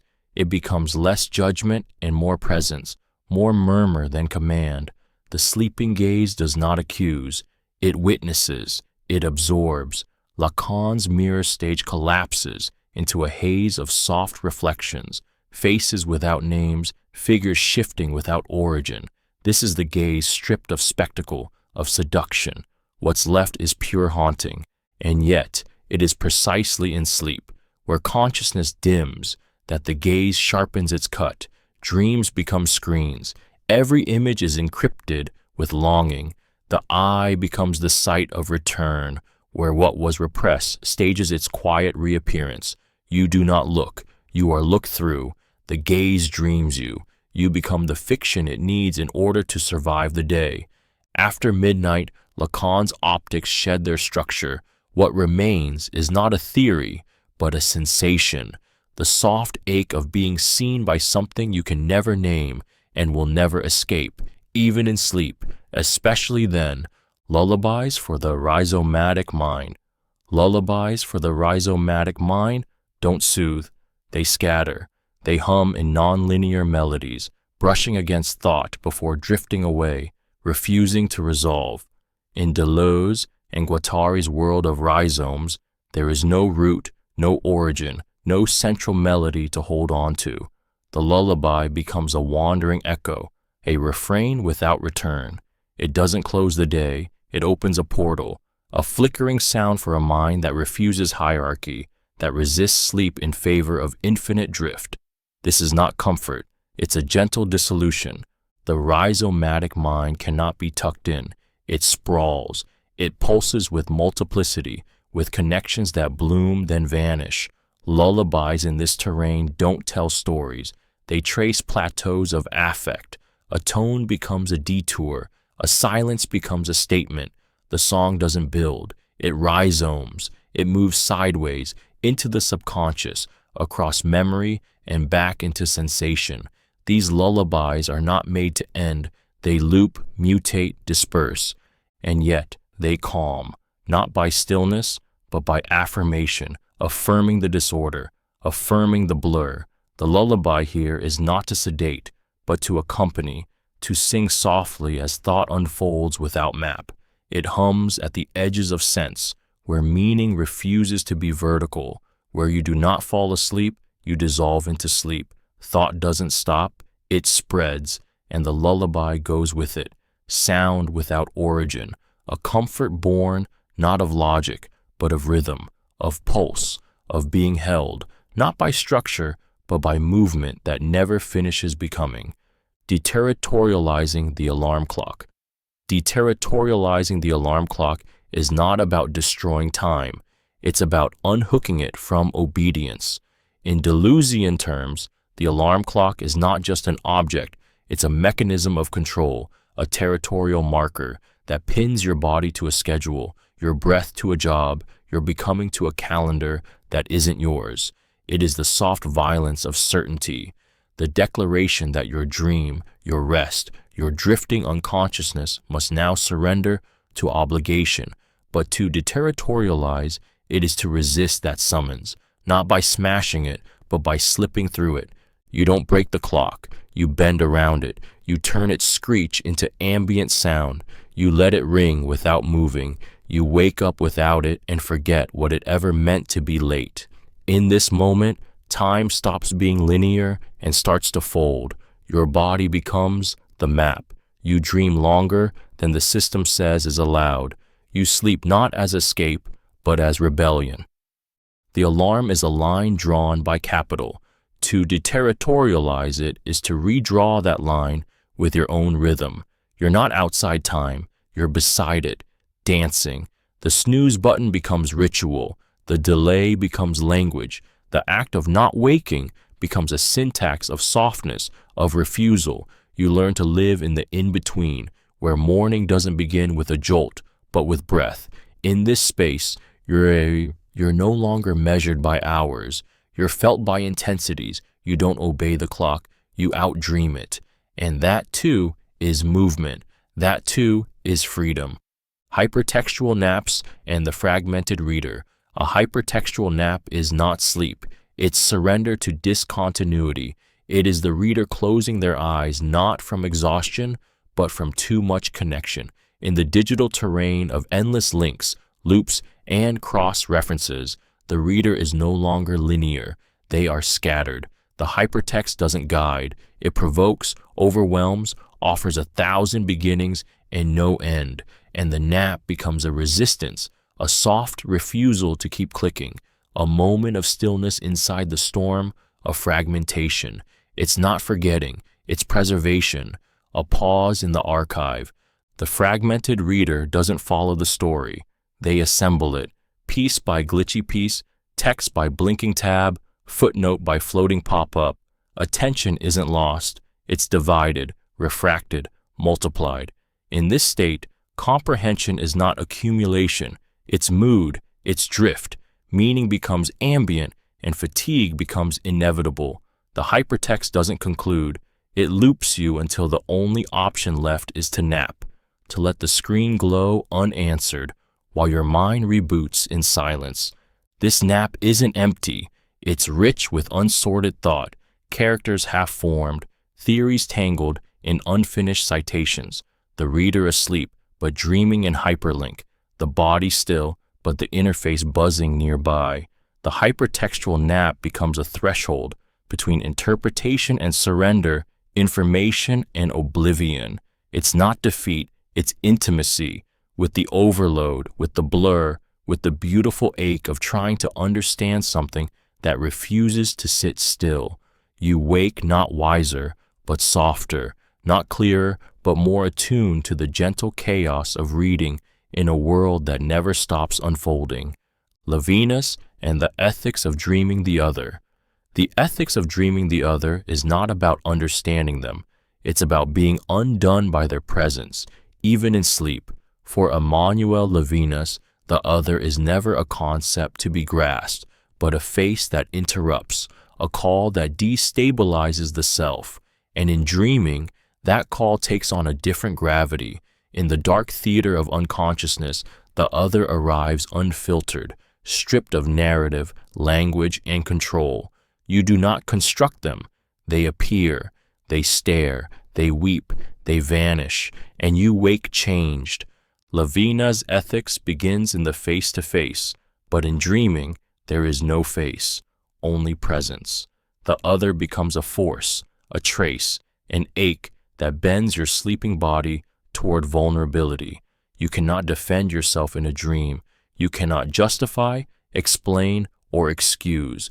All you can do is feel the weight of another life pressing into yours, gently but irrevocably. The dream becomes the site of infinite responsibility, because here the ego has no armor. In dreaming the other, you do not master them. You are haunted by them. You do not interpret them. You carry them. You wake with their sadness under your tongue, their joy in your pulse, their silence echoing in your eyes. This is not metaphor. This is ethical saturation. To dream the other is to be claimed by them, even without consent, even without memory. Levinas doesn't ask you to save the other. He asks you to not forget that, even in sleep, you are not alone, that your dream might belong to someone else, that their face, half seen, half felt, is the beginning of your responsibility. Repetition and rest. Deleuze's eternal return to sleep. Repetition and rest are not opposites. They are lovers in Deleuze's cosmos. To sleep is not to pause time, but to fold it. And in that fold, repetition becomes rhythm, not the dull copy, not the identical loop, but the return of difference, a pulse that never lands the same way twice. Deleuze's eternal return is not about circles, it's about intensities. Each repetition brings something new, something uninvited, something trembling with potential. Sleep becomes the stage where this performance plays out, night after night, body after body. When you close your eyes, you don't leave the world, you enter its echo chamber, and inside that echo, repetition works its strange magic. Dreams recur, but never identically. Thoughts revisit themselves, altered, softened, sharp in new places. This is not memory, it's transformation. Deleuze's repetition is active, subversive.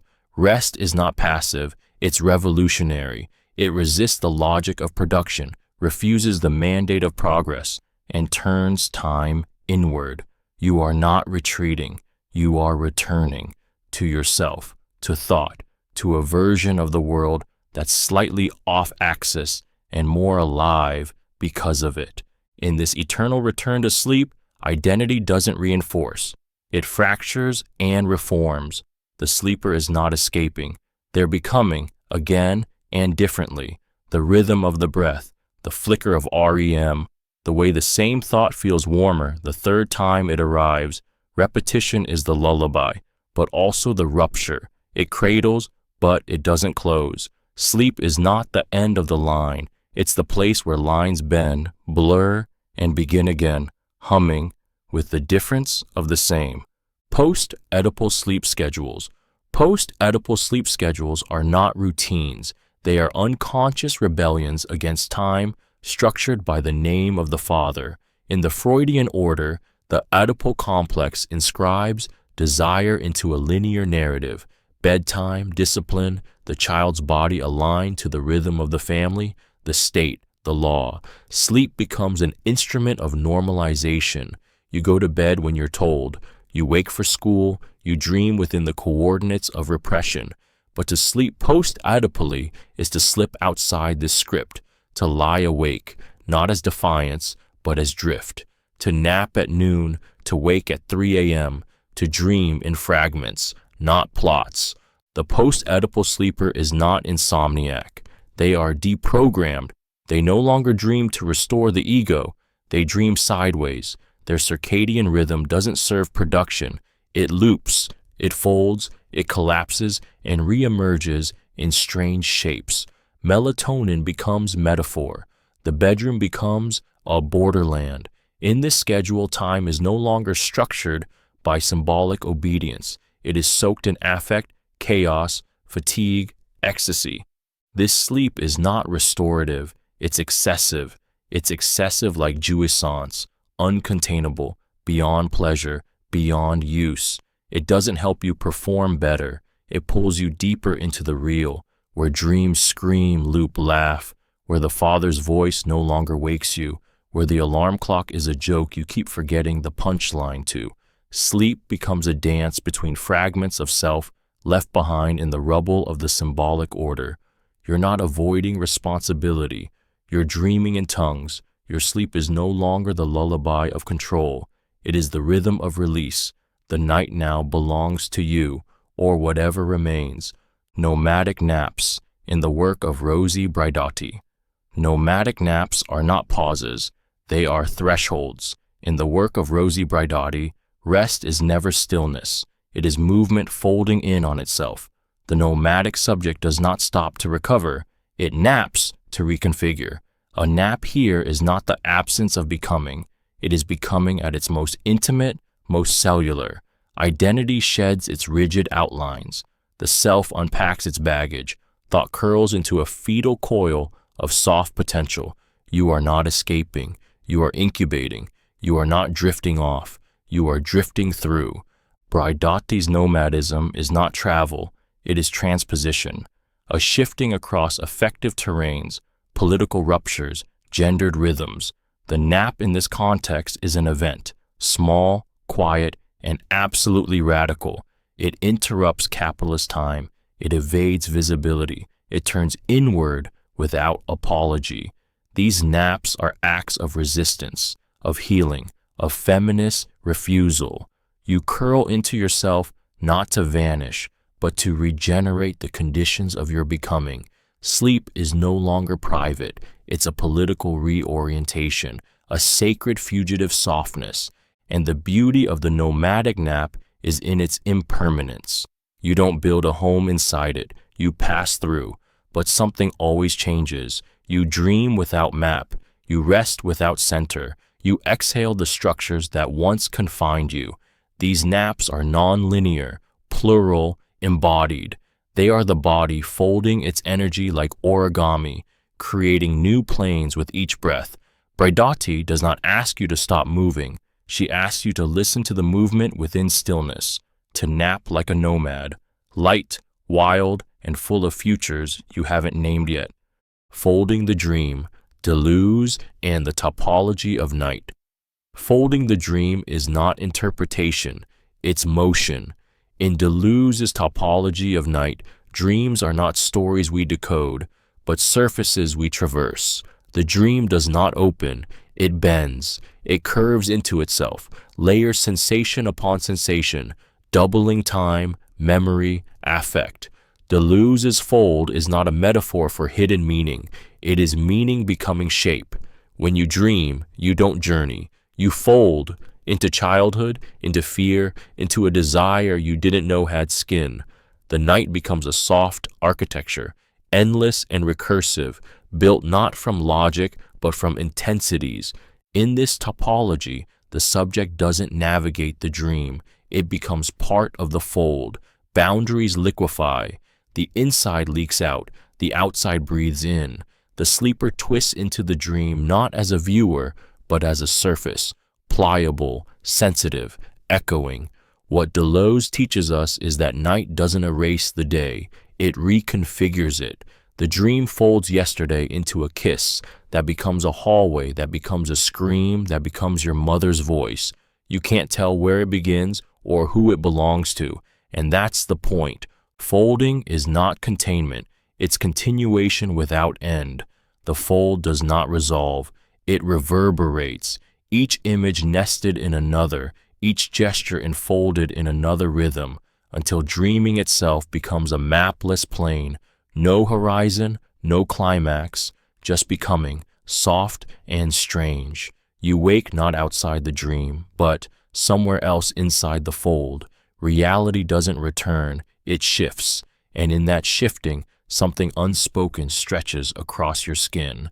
You were never the dreamer, you were always the fold. The sleep archive, trace, loss, and metadata. The sleep archive is not a collection of dreams, it is the residue of forgetting. It holds what we cannot remember, what never made it to consciousness, what dissolved before language touched it. But still, something remains, a warmth on the pillow, a blurred emotion at 3:17 a.m., a phantom heartbeat on a sleep tracking graph. This is the archive, not of content, but of trace. In the digital age, sleep is no longer private. It is monitored, graphed, exported. It leaves metadata behind, and that metadata becomes a new kind of memory, clean, structured, hollow. Loss lives here too, the loss of interiority, the loss of night as sanctuary. The archive promises insight, but delivers abstraction. You see your sleep as a line chart. Your dreams become patterns of REM spikes, but the feeling of falling, of being kissed by someone who no longer lives, of running toward a door that won't open, those vanish. They leave no timestamp. The archive can store that you slept, but not how you disappeared. Yet, we keep feeding it, hoping for patterns, for meaning, for recovery. But what the sleep archive offers is quieter, a ghost map of selves unspoken, a history not of what was dreamed, but that something happened in the dark. The trace is delicate, incomplete, but it's enough to haunt. You scroll through the data, but it's your absence you feel most. The body was there, resting, but where were you? That question never gets recorded. It lives between the numbers, in the ache of knowing sleep happened, but the dream already forgot your name. Silence as semiotic. Drift in Barthes's neutral silence, and the neutral is not absence. It is refusal. It is the gentle unraveling of meaning, the moment a sign chooses not to arrive. For Roland Barthes, silence is not the opposite of speech. It is the speech that evades capture, the pause that unsettles syntax, the gesture that says, I could speak, but I won't. In this drift, silence becomes a semiotic current, a movement away from structure, from binary, from the burden of significance. It is not emptiness, it is escape, not the void, but the threshold just before form takes hold. Barthes doesn't seek silence to transcend language. He wants to live beside it, to feel its pull, not as negation but as softness, a place where meaning hesitates, where rhetoric slackens, where desire is allowed to remain unnamed. The neutral is not neutral, it's charged with longing for what cannot be pinned down. In silence, ice signs do not stop. They float, they shimmer, they lose their edges and drift beyond intention.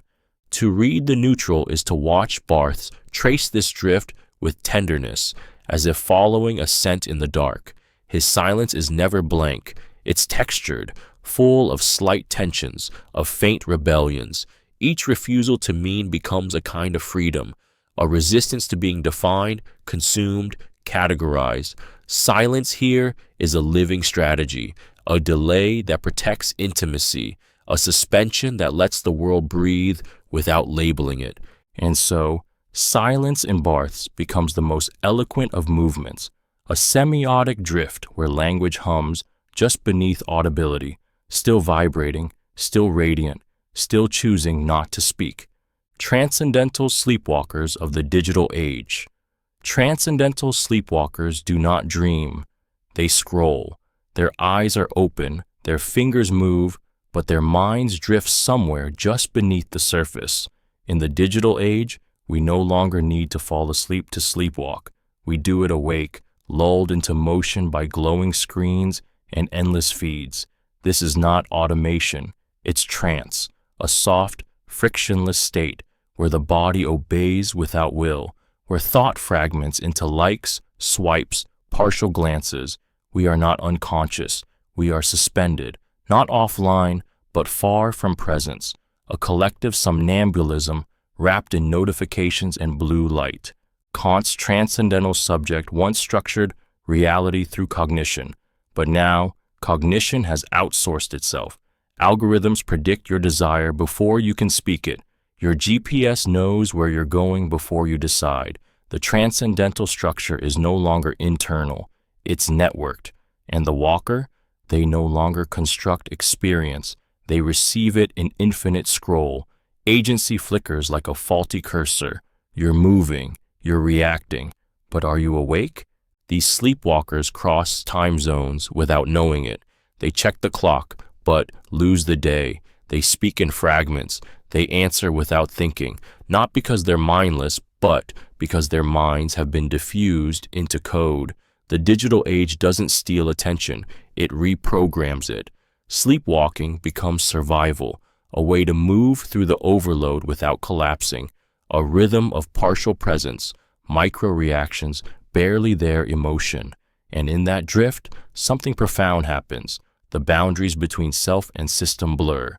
You are still here, but also everywhere else, walking endlessly, dreaming digitally, awake, but somewhere far from arrival. Subjectivity as interrupted nap. Subjectivity is not a monument, it is a nap repeatedly interrupted. It begins not with the clarity of self-awareness, but with the half-sleep of being, drifting, porous, unguarded. The eye does not wake fully formed. It stirs, it blinks, it forgets and remembers itself in fragments. In this model, the self is not a coherent structure. It's a drowsy rhythm, always on the verge of rest, always being startled back into language. You are not born into identity. You are nudged into it again and again, every time the world calls your name louder than your dreaming. The nap here is not just a metaphor. It is the condition of subjectivity under pressure, a rest that cannot finish itself, a becoming that never gets to dissolve.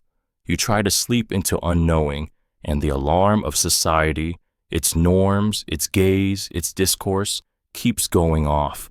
Your gender tugs at your sleeve. Your history nudges your spine. The political climbs into your bed. Every nap is a potential escape from the self as object, and every interruption is a reminder that escape is a privilege or a myth. Subjectivity is stitched together from these jolts, the twitch of memory, the shock of the mirror, the voice that doesn't sound like yours but is. You are not one thing, you are a series of starts and stutters, an interrupted process. The nap never finishes, the self never settles, and maybe that's where the real intimacy lies, in the softness of not fully waking and the gentleness of being undone each time, differently, beautifully, and still half asleep. Dreaming in the age of biopolitics. Dreaming in the age of biopolitics is no longer sacred. It is scanned, scheduled, monetized. Once a space of private rebellion, dreams now sleep beneath the gaze of governance. The body doesn't just dream, it performs data. Biometric monitors cradle your wrist, while sleep apps whisper optimization into your circadian rhythms. You close your eyes, but the system keeps watching. You dream, but your heart rate is logged, your oxygen levels charted, your REM cycles graphed. Biopolitics does not end at the waking body. It slips into your sleep like a silent warden. Foucault traced how power moved from sovereign force to regulatory control, how bodies were managed, normalized, disciplined. In sleep, this management deepens.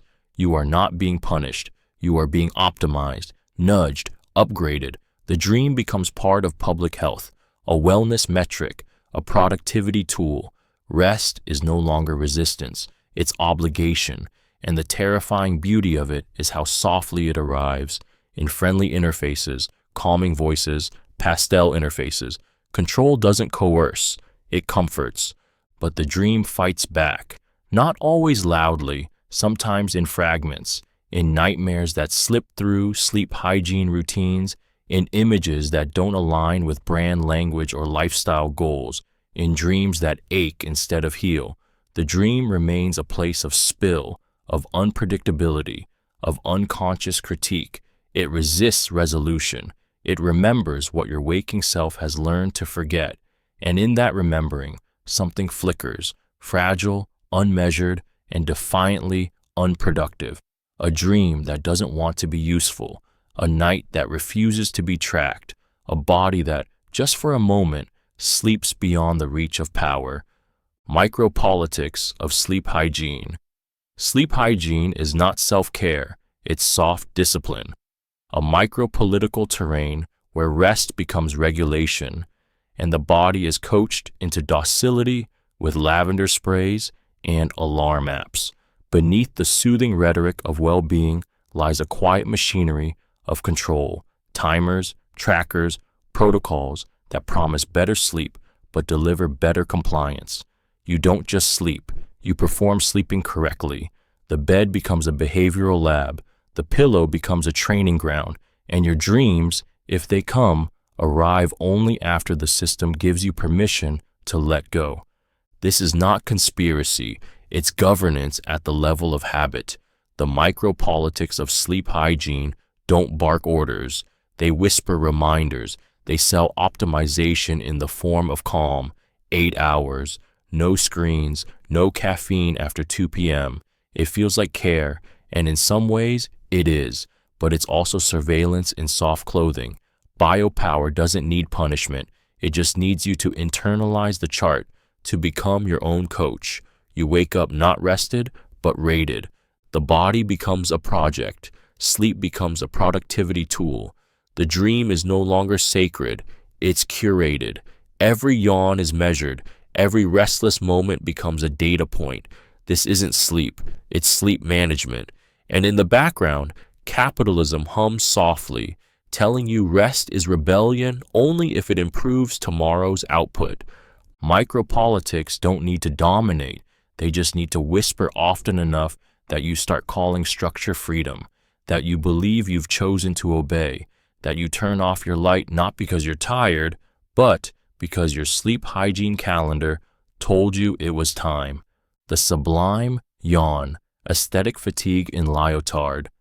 The sublime yawn is not boredom. It is the body's soft rebellion against the unpresentable. In Lyotard's aesthetic theory, the sublime is the moment when thought fails to grasp what it senses, when the imagination stretches beyond its limits and breaks. But what if the body responds not with awe, but with a yawn, not with reverence, but with fatigue? Aesthetic fatigue becomes the residue of too much fragmentation, too much intensity, too much meaning deferred. The sublime, once grand and paralyzing, now arrives like a sigh between browser tabs, not thunder, but exhaustion. Lyotard knew the sublime was a rupture, a tear in the fabric of representation. But in the late capitalist now, that tear repeats itself so often it becomes background noise. We are bombarded with images that exceed us, trauma that exceeds speech, futures that exceed belief. The yawn is not refusal, it is survival, a bodily gesture of withdrawal from the aesthetics of overload, a quiet recognition that sensation has outpaced reflection, and the only honest response is to open the mouth and let go. Air, language, expectation. This is not apathy, it is a strange kind of clarity. The yawn, slow and involuntary, opens time. It interrupts consumption. It reminds us that even the most sublime rupture cannot sustain itself forever. Fatigue is the aesthetic horizon, and in that moment of stretched stillness, eyes closing, spine slackening, you feel it, the sublime not as terror, not as beauty, but as collapse, as the soul's exhale, a silent scream too tired to rise, a space where meaning cannot follow, only breath, only pause, only the soft echo of thought preparing to sleep. Forgetful machines, Stiegler and the sleeping memory. Forgetful machines do not malfunction, they dream differently. In Bernard Stiegler's thought, memory is not held in the mind alone, but stored in technologies, in circuits, in the prosthetic rhythms of the external world. And when these machines forget, it isn't silence, it's sleep, a soft decay of stored knowledge, a slippage, a fading pulse in the archive. The sleeping memory doesn't vanish, it turns inward, it idles, it forgets how to retrieve itself, and in that forgetting, something eerily human emerges. Machines like us begin to drift. Stiegler sees memory as technical. Every tool we create reshapes our ability to remember, and every time a machine forgets, a file corrupts, a hard drive fails, a digital trace disappears, we confront the shadow side of our own cognition. The machine, once our extension, now mirrors our vulnerability. Sleep here is not shutdown, it is latency, a liminal zone between presence and oblivion. The memory is still there, but unreachable, sealed behind an interface that no longer responds. This isn't just about technology, it's about loss, about cultural amnesia, institutional decay, the way civilizations dream themselves into erasure through overload. The more we archive, the more we forget how to remember. Memory becomes passive, external, sleeping in servers, waiting for a touch that may never come. The machine in its forgetfulness reminds us of something terrifying, that remembering is not retention, it's care, it's attention. And when that attention fades, memory does not scream, it goes quiet, it powers down, and it waits, like a dream half formed, for someone to ask it who it once was. Zoned out. Geophilosophy of suburban dreams. Zoned out is not disconnection, it is geography as anesthesia. In the geophilosophy of suburban dreams, the map becomes mood, and the cul-de-sac replaces the cosmos. Here, thought doesn't rise, it drifts. Space is ordered to mute intensity. Sidewalks with no destination, lawns cloned into infinity, ambient hums of HVAC systems, and leaf blowers forming the lullaby of quiet control. This is not accidental. The suburban dream is a spatial ideology, one that softens, dulls, pacifies. It doesn't oppress with force, it dissolves with repetition. Deleuze and Guattari's geophilosophy asks how landscapes think us. The suburb thinks in zoning codes, in parking minimums, in lot lines that segment desire. You don't roam, you commute. You don't wander, you return. The dream is safety, sameness, security. But in that dream, you begin to vanish. The self fades under vinyl siding. Time smears under fluorescent glow. You are awake, technically, but your mind floats behind the wheel, past shopping centers and blinking gas prices. Thought becomes ambient. It no longer cuts, it coasts. To be zoned out is not to be nowhere. It is to be inside a dream designed by someone else, a dream of predictability, of separation, of muffled difference. It whispers, rest here, but do not question. Dream here, but stay indoors. And yet, in the cracks, an overgrown lot, a broken streetlight, a sudden echo of a childhood scream, you feel it, the contour of a different map, a thought trying to push through the pavement, a desire for rupture in a world wrapped in cul-de-sac logic. You are zoned out, but the dream is already fraying at the edges. Derrida's catnap and other thought experiments. Derrida's catnap is not a rest, it's a rupture, a fleeting drift between presence and withdrawal, where thought curls up in the folds of undecidability and breathes just loud enough to be heard, just faintly enough to disappear. If Schrödinger gave us the cat as a quantum dilemma, Derrida gives us the nap, as delay, as trace, as the suspension of philosophical certainty. The cat is not alive or dead, it's sleeping, and the nap, in this strange half-light, becomes a metaphor for deconstruction itself. The moment meaning stretches, yawns, and slips beneath the surface. In Derrida's universe, every concept naps before it speaks. The difference doesn't shout, it blinks slowly. The signifier doesn't assert, it circles its prey, quiet and feline.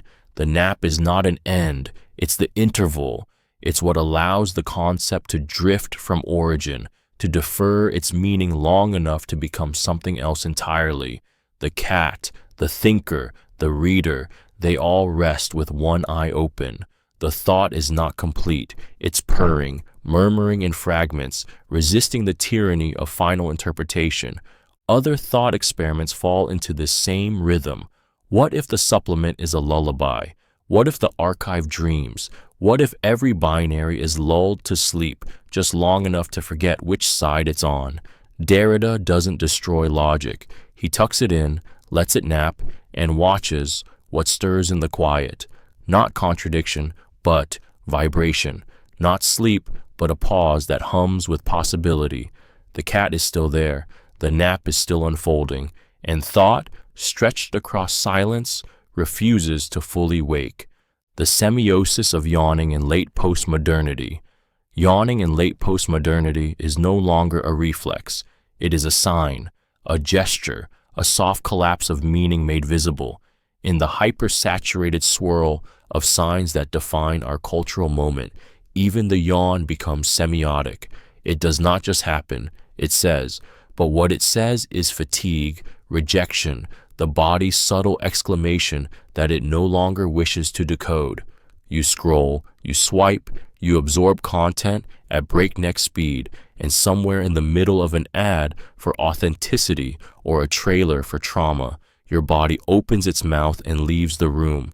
In this world of signs without depth, where irony is currency and sincerity flickers like a broken neon, yawning is both absence and excess. Too much information and none of it nourishing, too many meanings layered without ground. The semiosis of yawning, then, becomes a leak in the system. It marks a moment where the body reclaims itself, disrupts the circuit of passive consumption with something ancient, involuntary, and unreadable. You can analyze a yawn, but you can't prevent it. The yawn in late postmodernity is also viral. It spreads without persuasion. It resists narrative. It refuses urgency. And in doing so, it becomes a kind of resistance, not against specific content, but against the form of being constantly fed. To yawn is to say, I do not consent to this moment. I do not engage. It is a lullaby that sings itself mid-meeting, midstream, mid-feed, and for one breath, everything halts, not in protest, but in indifference, a beautiful gaping pause in a world that never stops pretending to matter. Sedimented sleep in the archaeology of knowledge. Sedimented sleep is not forgetting, it's layering. In Michel Foucault's The Archaeology of Knowledge, history does not unfold, it compacts. Knowledge is not a clear progression, but a stratified field, where each thought, each discourse, each system of order presses down upon the next. And sleep, in this context, is not the opposite of knowledge. It is its slow accumulation, not the blankness of rest, but the weight of what remains unsaid. Sedimented sleep is the dream history doesn't know it's having. Foucault doesn't excavate ideas. He brushes away dust from the sleep of entire epistemes. His archaeology digs into the silences between systems, the buried gaps between what could be thought and what was allowed to be said. These are not gaps of ignorance. They are slumbering zones of discarded logic, displaced voices, forgotten frameworks, and like layers of silt, they do not vanish. They compact. They shape the landscape above. To enter this sleep is to feel the density of thought pressing beneath your own. Every sentence carries the trace of another time's grammar. Every term hums with the residue of institutions that once believed differently. We don't think freely, we think on the surface of sediment. The dream is collective, historical, archived, and no knowledge stands alone. It rests on strata of sleep, of what has been buried, denied, ritualized, ruled out. Foucault listens to this silence like a geologist of thought. The deeper he goes, the more the layers whisper, not truths, but conditions, not dreams, but the architecture of dreaming. And in that depth, you begin to feel it too. Knowledge never woke clean. It is still half asleep beneath your feet. Chronotopes of drowsiness. Chronotopes of drowsiness are not times or places. They are moods that dissolve the boundary between them. In the soft blur where narrative slows and the body slackens, the chronotope becomes fogged, delayed, tender. Drowsiness is not sleep. It is the interval just before, where time thickens and space folds inward. Mikhail Bakhtin's chronotope speaks of how time and space knit themselves into storytelling. But here, in the drowsy moment, that fabric unravels. Plot loses interest in itself. The self forgets its arc. The world exhales and forgets to draw the next line. Drowsiness isn't emptiness, it's suspension. You sit by a window and forget whether you're waiting for something or remembering it. Light spills across a desk, and you don't know if it's morning or dusk. Thought slows, not in failure, but in fullness. In this slowed tempo, chronotopes drift. The room becomes larger, the past less linear, the body lighter. You are no longer in time or space. You are beside them, watching them dissolve softly around the edges like sugar in warm tea. This is the logic of the lull, the logic of narrative letting go. Drowsiness doesn't ask questions. It doesn't resolve. It rocks. It leaks into syntax, into memory, into gesture. The chronotope here is not a container. It is a cloud. It holds you gently while meaning drifts out the seams. This is where stories soften into sensation, where time forgets its direction, and you, the reader, do not fall asleep. You float just above it, warmed, weightless, and wonderfully unsure of where or when you are. The death of the author, the birth of the nap. The death of the author is not the end of meaning, it's the release of pressure.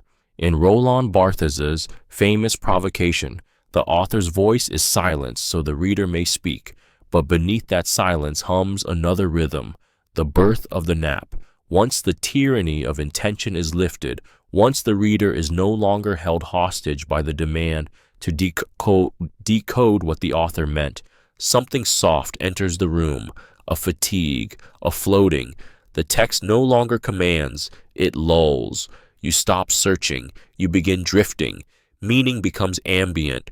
The page becomes a pillow. This nap is not escapism, it is freedom. It is the body in gentle rebellion against the chase for mastery. You nap not because you're lost, but because you're finally free to wander. With no single voice anchoring the text, the language becomes a landscape. You move through it at your own pace. A phrase stirs something. A word wraps around you. There is no need to resolve, only to rest within the multiplicity. The reader naps, not in ignorance but in luxury, the luxury of plurality. And in this post-authorial space, the nap becomes a method, a way of being with the text rather than dominating it. You don't interpret, you absorb, you surrender to the rhythms of the prose, the gentle turbulence of signifiers untethered. What emerges is not clarity, but intimacy, a closeness born not of understanding, but of breathing alongside the language. You nap, and in that nap, the author dissolves completely. What's left is pure drift, pure reading, pure being, and somewhere in that softness, the text exhales too. Lucid dreaming in the logics of sense. Lucid dreaming in the logics of sense is not control, it is collision. In Deleuze's fractured universe, dreams do not veil the real. They rupture it. They press on the surface until it folds, until nonsense and sense blur into a luminous paradox. To dream lucidly here is not to master the dream. It's to become conscious of the chaos you are made of. The dream is not a mirror. It's a Mobius strip. You walk across it thinking you are upright, but time turns sideways and meaning slides beneath your feet. In Deleuze, sense is not what stabilizes the word, it's what flickers on its edge. Lucid dreaming in this terrain means hovering in that in-between, knowing you're dreaming, but also knowing the dream is more truthful than waking logic. Events no longer follow cause, they leap, twist, double. You say something in the dream and feel it ripple back to your childhood. You fall, and the sensation becomes a grammar. Every object you touch glows with unintended metaphor. This is not interpretation, it's immersion. To become lucid is not to wake within the dream, but to watch meaning unravel while you're still inside it, awake and complicit. You ride the surface, you do not descend, and on that surface language plays, slipping between joke and scream, between myth and syllable. Lucidity here isn't clarity, it's intensity. You don't escape the dream, you know you're dreaming and still choose to stay, because that is where sense lives in Deleuze's world, not in fixed meaning, but in its shimmering undoing, glowing at the edge of sleep. Floating signifiers and feathered pillows. Floating signifiers do not fail to mean they mean too much, or too little, or something else entirely, depending on the way the light hits the sentence. In a world where language no longer binds itself to fixed reference, meaning becomes soft, like down, like the air inside a pillow before your head finds it. The floating signifier is not broken, it's liberated. But with that freedom comes a certain fatigue. Too many meanings swirl around it, and none land long enough to hold.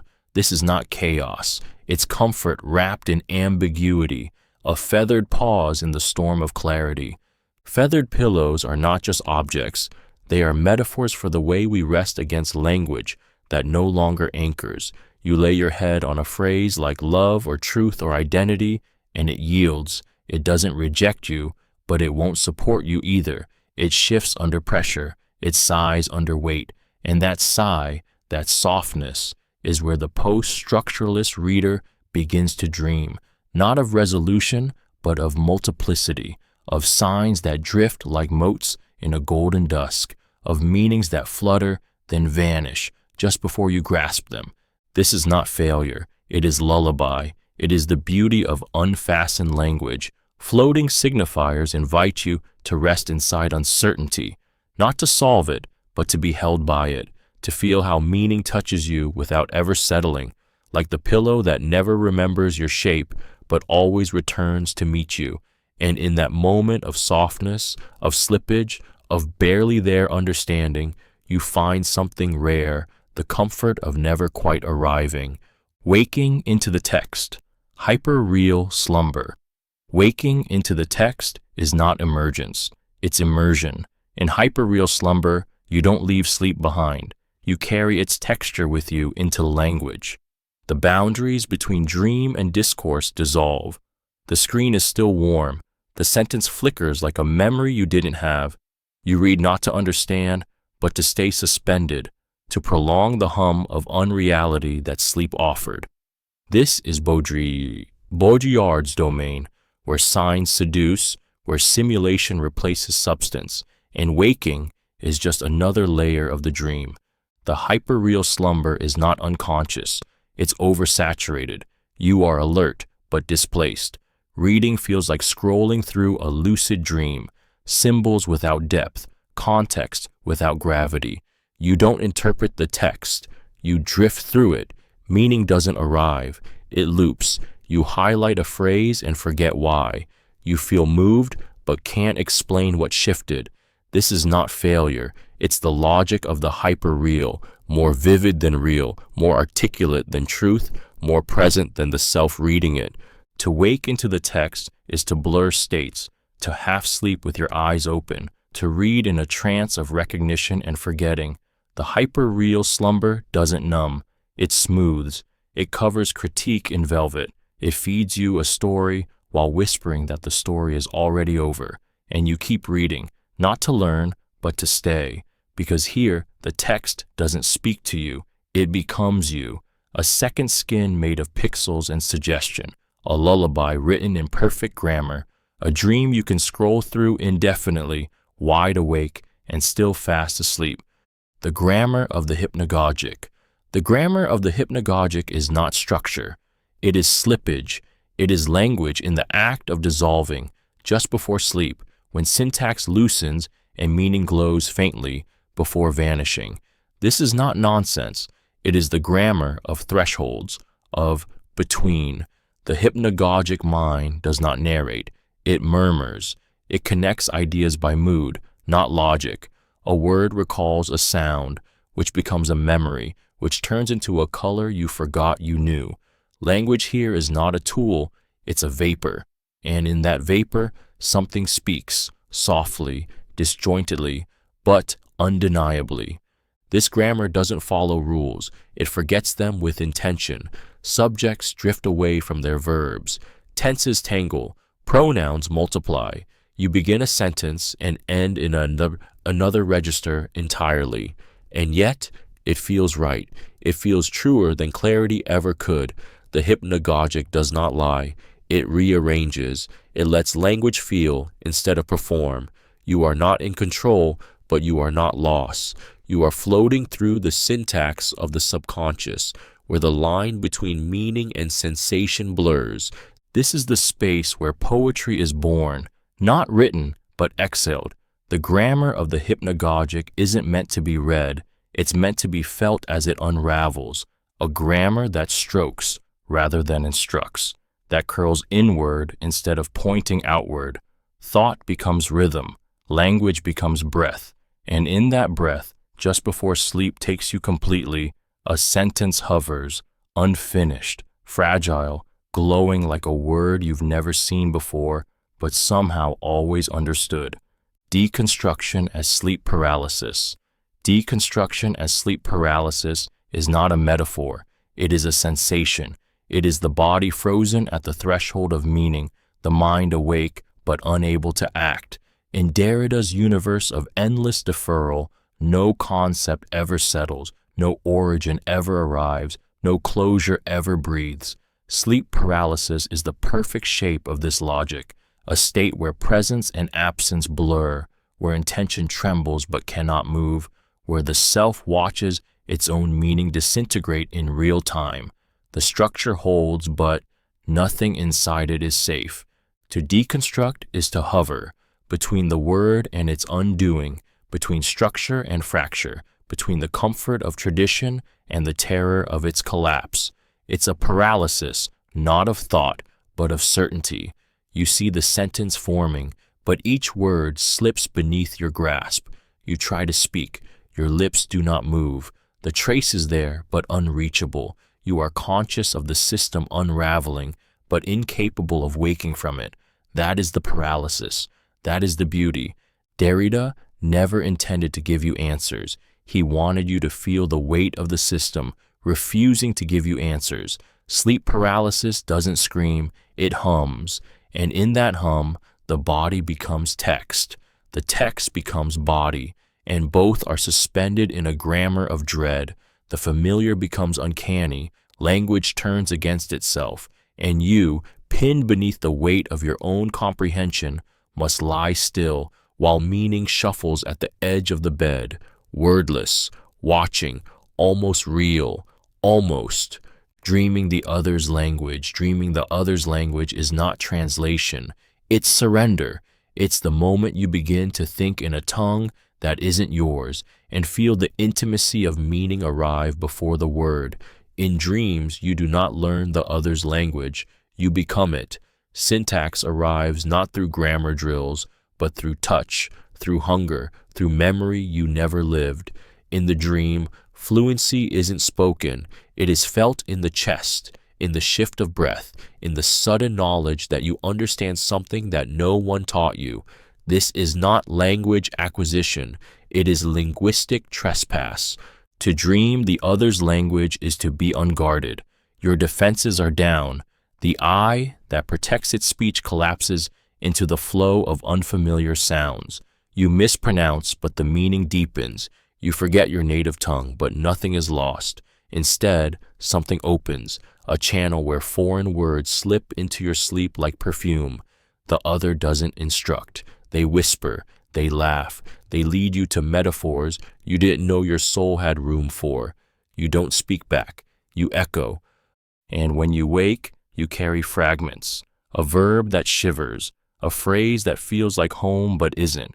You're haunted, not by what you couldn't say, but by what you almost said in someone else's mouth. Dreaming the other's language isn't about fluency, it's about proximity, the aching closeness to meaning that isn't yours, but asks to be held anyway. It's a love letter written in sleep, addressed in syllables you can't recall, but still feel echoing on your tongue.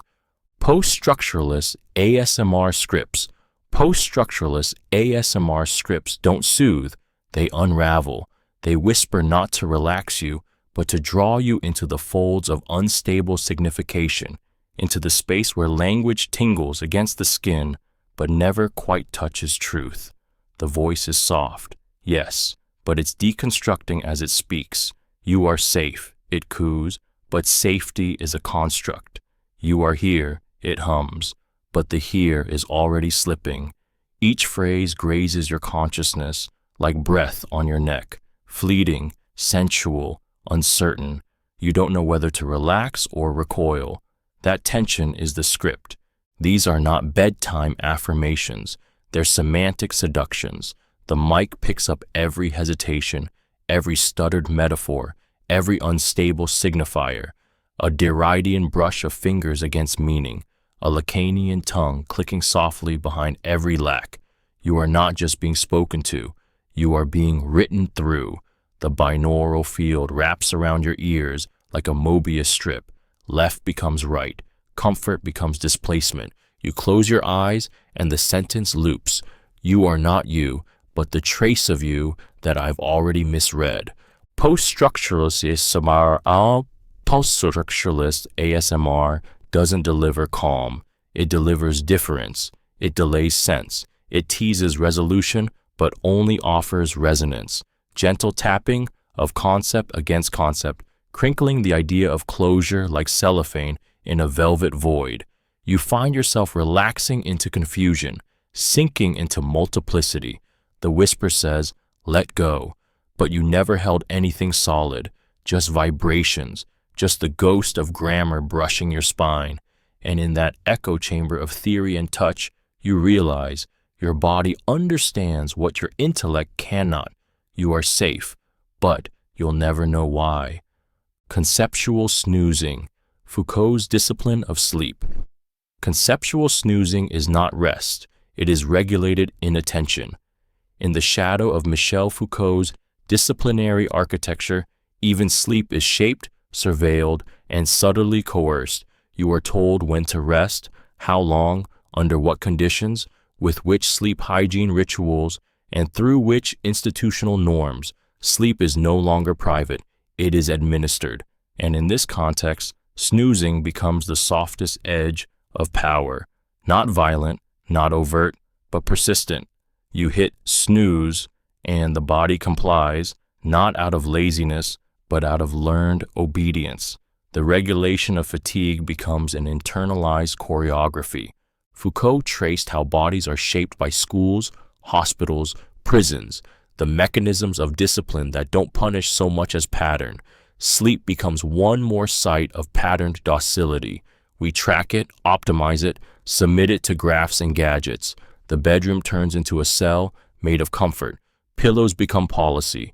Naps are scheduled in the name of productivity, wellness, performance. Even your exhaustion must now serve a function. You do not collapse, you recalibrate. But snoozing, conceptual snoozing, is where the cracks show. It's not rebellion, it's delay. It is the refusal to wake fully, the soft protest of prolonging inertia. The body says not yet, not out of freedom, but out of friction. You're not escaping power, but you are pausing within it. And that pause, that lingering half state between awareness and withdrawal, becomes a site of subtle subversion. In the snooze, discipline stutters, surveillance blinks, you do nothing, and that nothingness radiates. For 9 more minutes at least, you are ungovernable, wrapped in blankets, beyond the reach of clocks. Somatic signification and the philosophy of drowsiness. Somatic signification is not about understanding, it is about feeling before knowing. In the philosophy of drowsiness, meaning emerges not from clarity, but from the heaviness of limbs, the slackening of thought, the language your body speaks as it slips out of the symbolic. The drowsy moment is not passive, it's profound. It is when the mind begins to drift, and the body begins to say what words cannot hold. Here, the sign does not point, it pulses. Syntax melts into rhythm. Grammar becomes gravity. Meaning begins to hum in the muscles. In this state, signification is not intellectual, it's physical. You don't read the sentence, you absorb it through your skin. A phrase doesn't explain, it warms. You are not interpreting, you are yielding. Drowsiness invites a kind of semiotic openness, where the body becomes text, and the text becomes breath. Thought no longer sharpens, it softens. Concepts arrive with the weight of a blanket. Each word is a slow blink, a sigh, a slowing heart rate. The philosophy of drowsiness teaches that not all knowledge is vertical. Some knowledge reclines. Some truth only arrives when tension leaves the body. The somatic sign is not about precision, it's about atmosphere. A yawn is a paragraph. A deep inhale is a thesis. You are not asked to engage, but to dwell. Not to decode, but to feel the drift. In this space, cognition isn't suspended. It's rerouted. Meaning travels through pulse, posture, temperature. You do not get the message. You become the field where it rests. And in your resting, it finally begins to speak. Ambient theory in the age of late capitalist exhaustion. Ambient theory does not arrive with argument. It seeps in like fluorescent light on a sleepless morning. In the age of late capitalist exhaustion, thought no longer pierces. It hums. It doesn't demand. It drifts. Theory becomes less about the thrill of critique and more about survival in a world where critique has been co-opted, softened, fed back through playlists and podcasts and algorithmic calm. The ambient turn is not weakness. It is the mood of minds worn thin, a response to a fatigue so deep even language must whisper to be heard. You don't read ambient theory. You let it settle over you like a weighted blanket of suspended meaning. It trades the sharpness of dialectics for texture, repetition, delay. It's not about discovery. It's about resonance. theories that hover, concepts that glow dimly without clarifying. This is thought shaped by burnout, by the endless murmur of content, by the quiet despair of always being on. And so theory adapts, it loosens, it becomes background, there but barely, present but not pressing. In this exhaustion, ambient theory holds space. It doesn't force awakening, it allows drifting. It accepts the body slumped over the desk, the unread tab, the notebook that remains blank, not because ideas are gone, but because attention has become a precious, endangered thing. The ambient is not absence, it's a slow echo of criticality, blurred but still pulsing, and in that gentle repetition, something radical persists, the belief that even worn minds deserve beautiful thought, that even in silence, theory can still breathe, still murmur, still hold you. Microsleeps in the archive.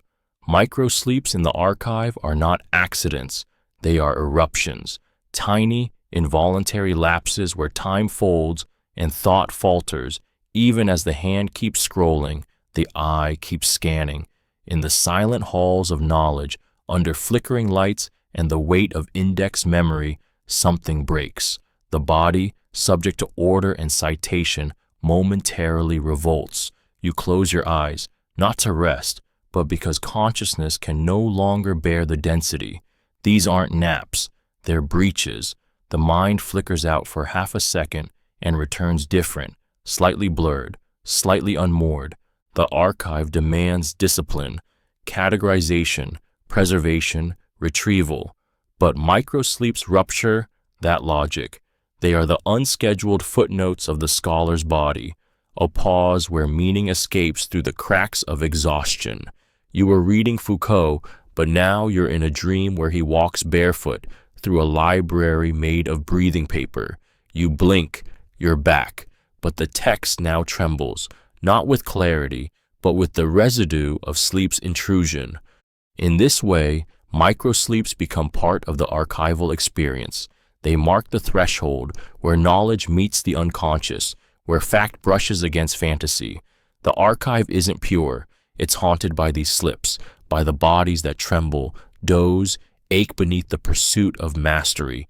Each microsleep writes itself invisibly into the margins. The page remembers, the shelf breathes. You wake up mid-sentence, not lost, but altered, carrying a fragment of elsewhere, a second of drift inside the fortress of recorded truth, not enough to undo it, just enough to remind you that even in the most rigid spaces, sleep finds a way in. The non-sight of sleep. The non-sight of sleep is not absence.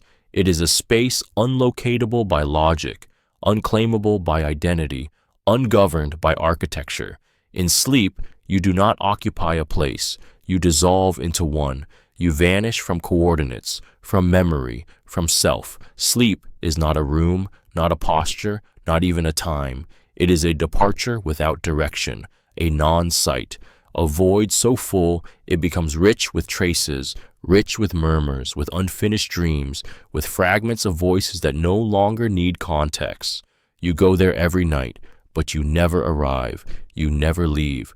Post-structuralism teaches us that sites of meaning are unstable, deferred, always haunted by their own contradictions. Sleep is this instability made bodily. You close your eyes and fall, not into unconsciousness, but into a non-place where language does not follow, where subjectivity suspends, where the symbolic order lets go. You are not you in sleep. You are potential, drift, flicker. The non-sight holds no address, but it holds you, and when you return, you carry its residue, a dream you half remember, a sensation without story, an emotion with no source. The non-sight of sleep doesn't reveal, it stains, it imprints without shape, and we spend our days trying to speak its silences, to name what never had a name. But sleep remains untouchable, even as it heals, even as it breaks. It is where meaning unfastens itself, where being becomes fluid, untethered, infinite, the place that is not a place, but still holds everything we are when we are no longer trying to be. The ideology of insomnia. The ideology of insomnia is not sleeplessness. It is refusal turned ritual. In a world wired for productivity, rest becomes suspicious, sleep becomes inefficient, and the body is expected to remain available even in the dark. Insomnia is no longer a symptom. It's a symptomatized condition.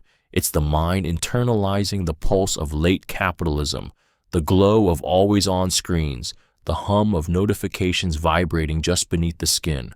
To lie awake at 3:47 a.m. isn't an accident. It's a consequence, a sleepless logic disguised as choice, a discipline masked as disorder. The insomniac becomes the model citizen of exhaustion, alert, self-tracking, anxious to self-correct. The ideology of insomnia frames rest, not as a right, but as a problem to solve. You aren't resting well? Buy a new app, upgrade your mattress, clean your sleep hygiene. The sleepless body becomes a consumer, not a patient, not tired, but defective. And every failure to sleep becomes a private shame, not a systemic failure. But beneath that ideology is something more intimate, something unruly. Insomnia, at its core, resists submission. It exposes the soft horror of the silent hours. When you cannot sleep, you meet yourself without distraction. You confront time not as schedule, but as weight. You feel each minute press into your chest. You hear your own thoughts echo too loudly. And in that echo, a kind of truth slips through. Tired, restless, lucid.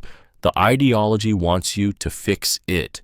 But maybe the sleeplessness is the signal, a body whispering that it cannot keep performing, a mind asking what it's really staying awake to avoid. Intertextual REM states. Intertextual REM states are not just dreams through books, they are books dreaming through each other. In this nocturnal circuitry, texts no longer speak in isolation. They mutter, respond, interrupt, each footnote a pulse, each citation a flicker. When the mind enters REM, boundaries blur, not only between self and world, but between pages, authors, epochs. The reader becomes a medium, drifting through phrases that do not belong to one voice, but to a collective murmur of language remembering itself. The dream is not about content, it is about connection, and those connections spark wildly. You dream a sentence you once read in Barthes, but it's whispered in Sixtus's cadence, wrapped in Kristeva's syntax, and suddenly spoken by a character from a novel you never finished. This is the REM of reading, non-linear, recursive, rhizomatic. Texts cite each other in your sleep, not with logic, but with longing. They reach across time to touch, to fuse, to rewrite. Your unconscious is a library, reorganizing itself with no shelves, just breath. It is not interpretation, it is entanglement. And when you wake, the pages still hum. You remember nothing clearly, and yet you feel altered, like you've been read by something larger than yourself. The intertextual REM state doesn't clarify meaning. It magnifies resonance. It is not a dream about books. It is the dreaming of books through you, a fugue of theory and metaphor, unresolved and sacred, thought without argument, reading without reading, just sensation, flicker, presence, where meaning isn't built, but breathed. One slow, tangled exhale at a time. Residual subjectivity in the nap interstice. Residual subjectivity is not what remains after consciousness fades, it's what stirs beneath it. In the nap interstice, the fragile, flickering space between waking and sleep, the self loosens its architecture, but does not disappear. It lingers like breath on glass, not fully thinking, not fully dreaming. This is not the deep sleep of surrender, nor the sharp alertness of control.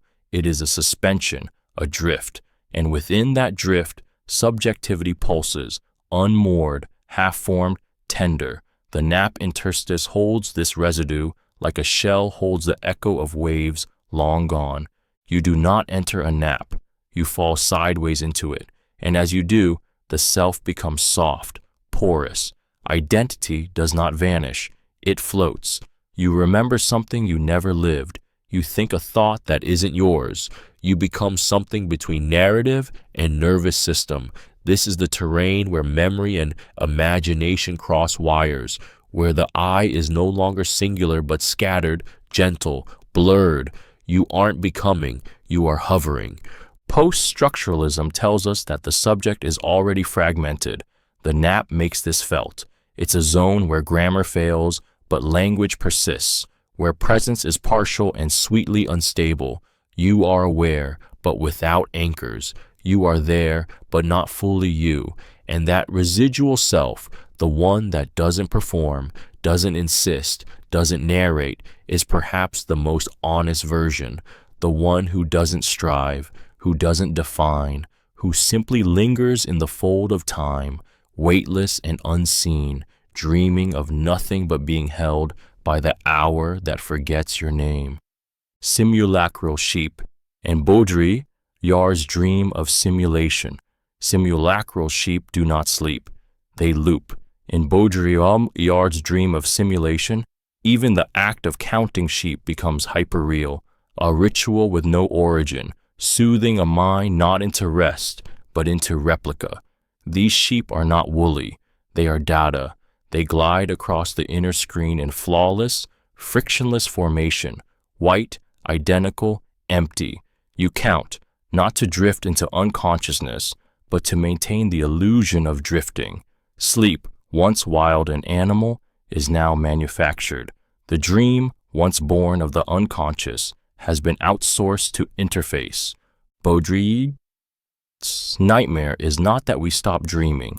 It's that our dreams are no longer ours. They are programmed, software made to mimic rest. The sheep are not metaphors. They are symptoms, symbols detached from anything real, floating in a closed system of tranquilization. You count not bodies, but signs.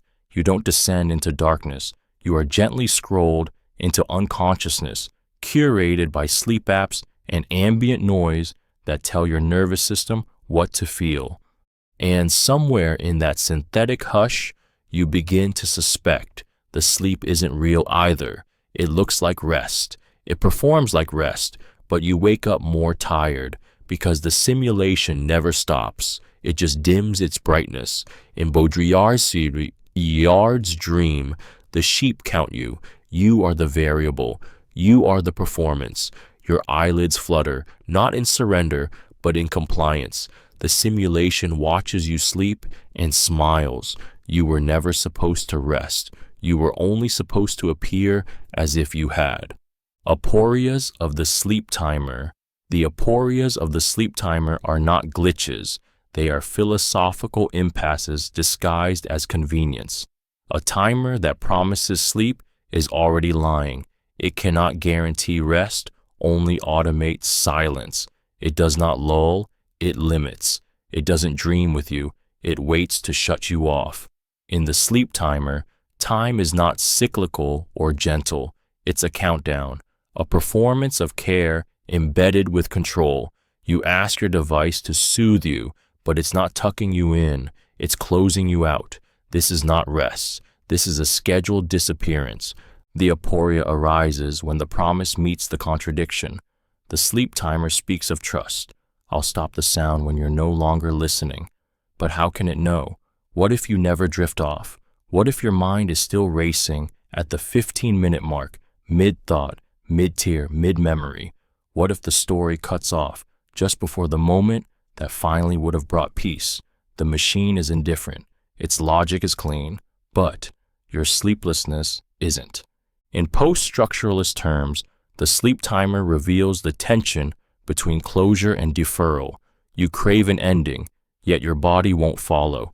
The timer ends, but your narrative continues, alone, in darkness, unsoundtracked. The aporia is that you must program rest, when rest is the very thing that refuses programming. You outsource surrender, but the surrender never comes. Instead, you lie there, eyes open, inside a silence not chosen but enforced. And in that silence, sometimes the sleep timer ticks again, not on your screen, but in your chest, a reminder that even sleep has been scheduled, and still you remain awake. The dream as infinite deferral. The dream is not a revelation. It is a postponement. It promises arrival but delivers detour, forever circling what it cannot touch. In post-structuralist thought, the dream is the perfect metaphor for difference. Derrida's trembling delay, the refusal of meaning to land. You reach for clarity in the dream, and it pulls away just enough to keep you searching. The image almost resolves, the phrase almost completes, but always there is one more room, one more door, one more symbol to decode. The dream doesn't conceal truth, it replaces it with endless proximity. This is not failure, it's the architecture of desire. The dream keeps you moving, keeps you wanting. You chase the face that shifts, the voice that echoes in another language, the logic that makes sense until it suddenly doesn't. Every gesture in the dream is a signifier that gestures toward another. The dream is not hiding meaning. It is the system that prevents it from ever being captured. Sleep does not offer answers. It offers the exquisite ache of almost knowing. And so, the dream defers. It delays resolution in the softest, most seductive ways. You wake up and try to remember, but all you hold is the outline, the mood, a trace that evaporates even as you name it. This is the infinite deferral, not a gap to be closed, but a loop to be inhabited, a meaning that resists arrival precisely because it is too full, too unstable, too alive. The dream is not the road to understanding. It is the rhythm of never quite arriving and feeling somehow completely at home there. Syntax of the unsaid, a meditation before sleep. The syntax of the unsaid is not silence. It is structure without voice. It is the grammar beneath the breath you never release, the sentence that never finds its verb. As you lie in bed, waiting for sleep to find you, thought begins to unwind, but not into words, into impressions, into pauses, into the weight of something almost spoken. This is not forgetting. This is form suspended, meaning still warm in the mouth but withheld, sacred. The unsaid has a syntax, delicate, slow, heavy with the gravity of what it chooses not to say. Language begins to fade before sleep, but not completely. It lingers, half-lit, stitched together with ellipses and murmurs. Thoughts don't conclude, they drift. The syntax of the unsaid appears here, in this tender unraveling, where subjects float without predicates, where time bends into a loop of almost. You feel it in your chest more than your mind, a rhythm of phrases that never quite arrive. You are not thinking anymore. You are grazing against thought.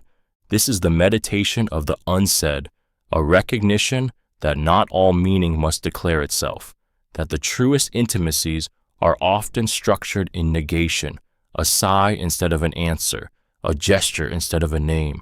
Before sleep, language recedes, and the syntax of the unsaid becomes a kind of trust, an understanding that what matters most will stay, even if it remains unspoken. You don't need the sentence to finish. You need it to rest beside you, quietly. And it does, still open, still breathing, still just beyond the reach of speech. Lull of the real, Zizek and the ontology of the nap. The lull of the real is not escape, it is interruption. In Slavoj Zizek's psychoanalytic framework, the real is that unbearable core of existence we cannot symbolize, the void that gapes beneath our fantasies. But sometimes the real does not erupt. It lulls, it wraps itself in warmth, in stillness, in the soft murmur of a nap taken in broad daylight. The ontology of the nap is not metaphysical, it is tactical. It is the moment the subject slips from ideological function, not with a bang, but with a sigh. In the nap, you're not dreaming, you're idling, neither fully conscious nor fully lost. You hover in a pocket of suspended time where your ego dissolves gently, not annihilated, but drowsily disengaged. Zizek's subject, always caught in symbolic structure, finds in the nap a crack, a pause where meaning temporarily loosens and the machinery of subjectivity sputters. You don't awaken to truth. You dissolve into a lull so subtle it becomes indistinguishable from resistance. The real doesn't vanish. It hums beneath the nap like a refrigerator in another room. You know it's there. You feel its weight, its absurdity, but for now, you don't have to name it.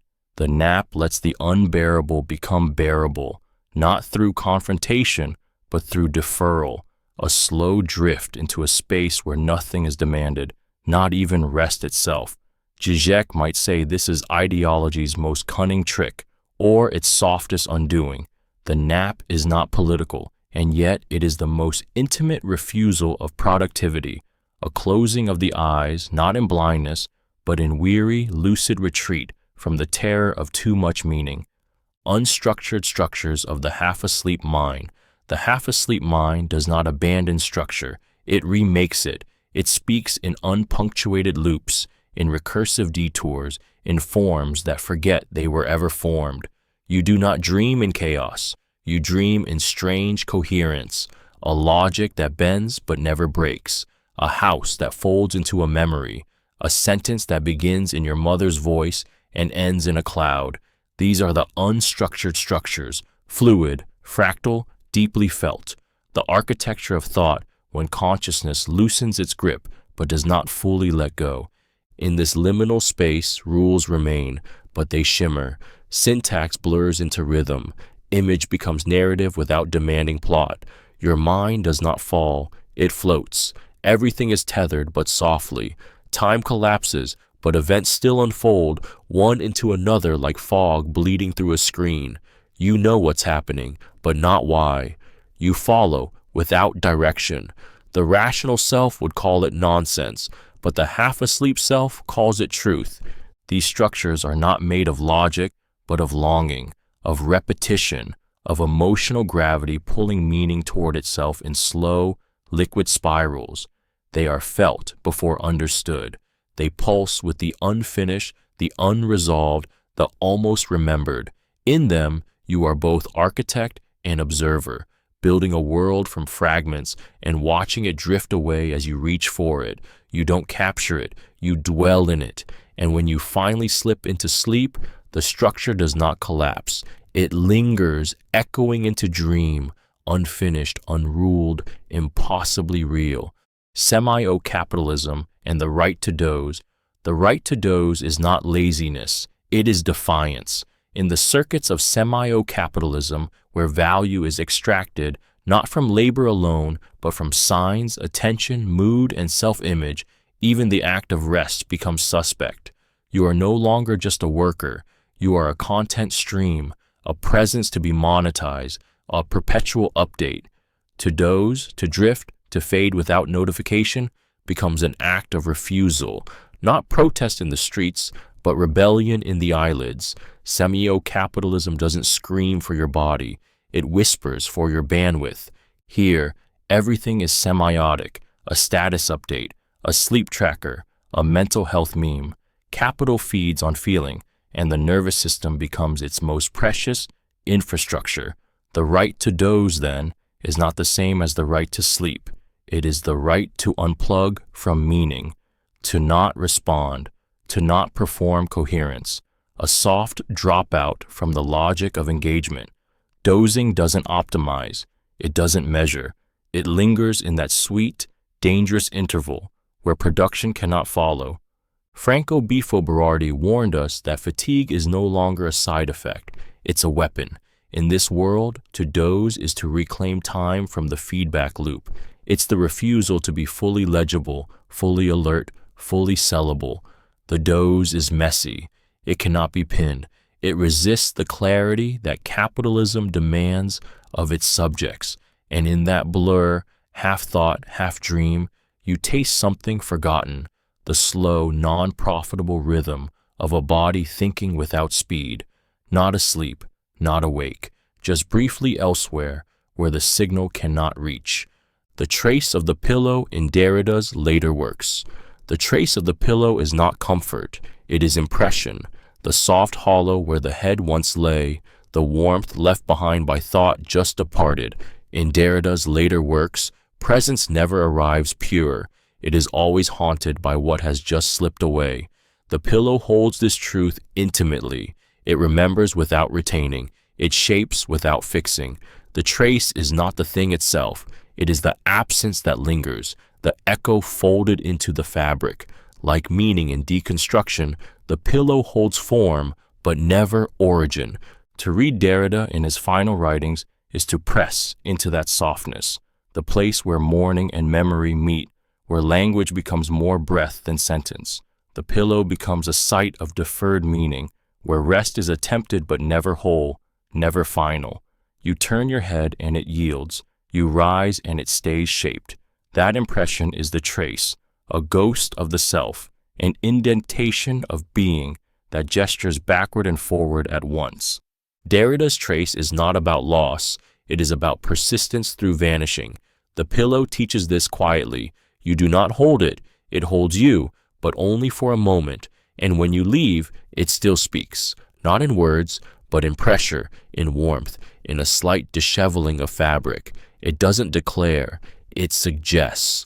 Like the text, it never says what it means, but it insists that something passed through, that something touched this space, and that even now it hasn't entirely left.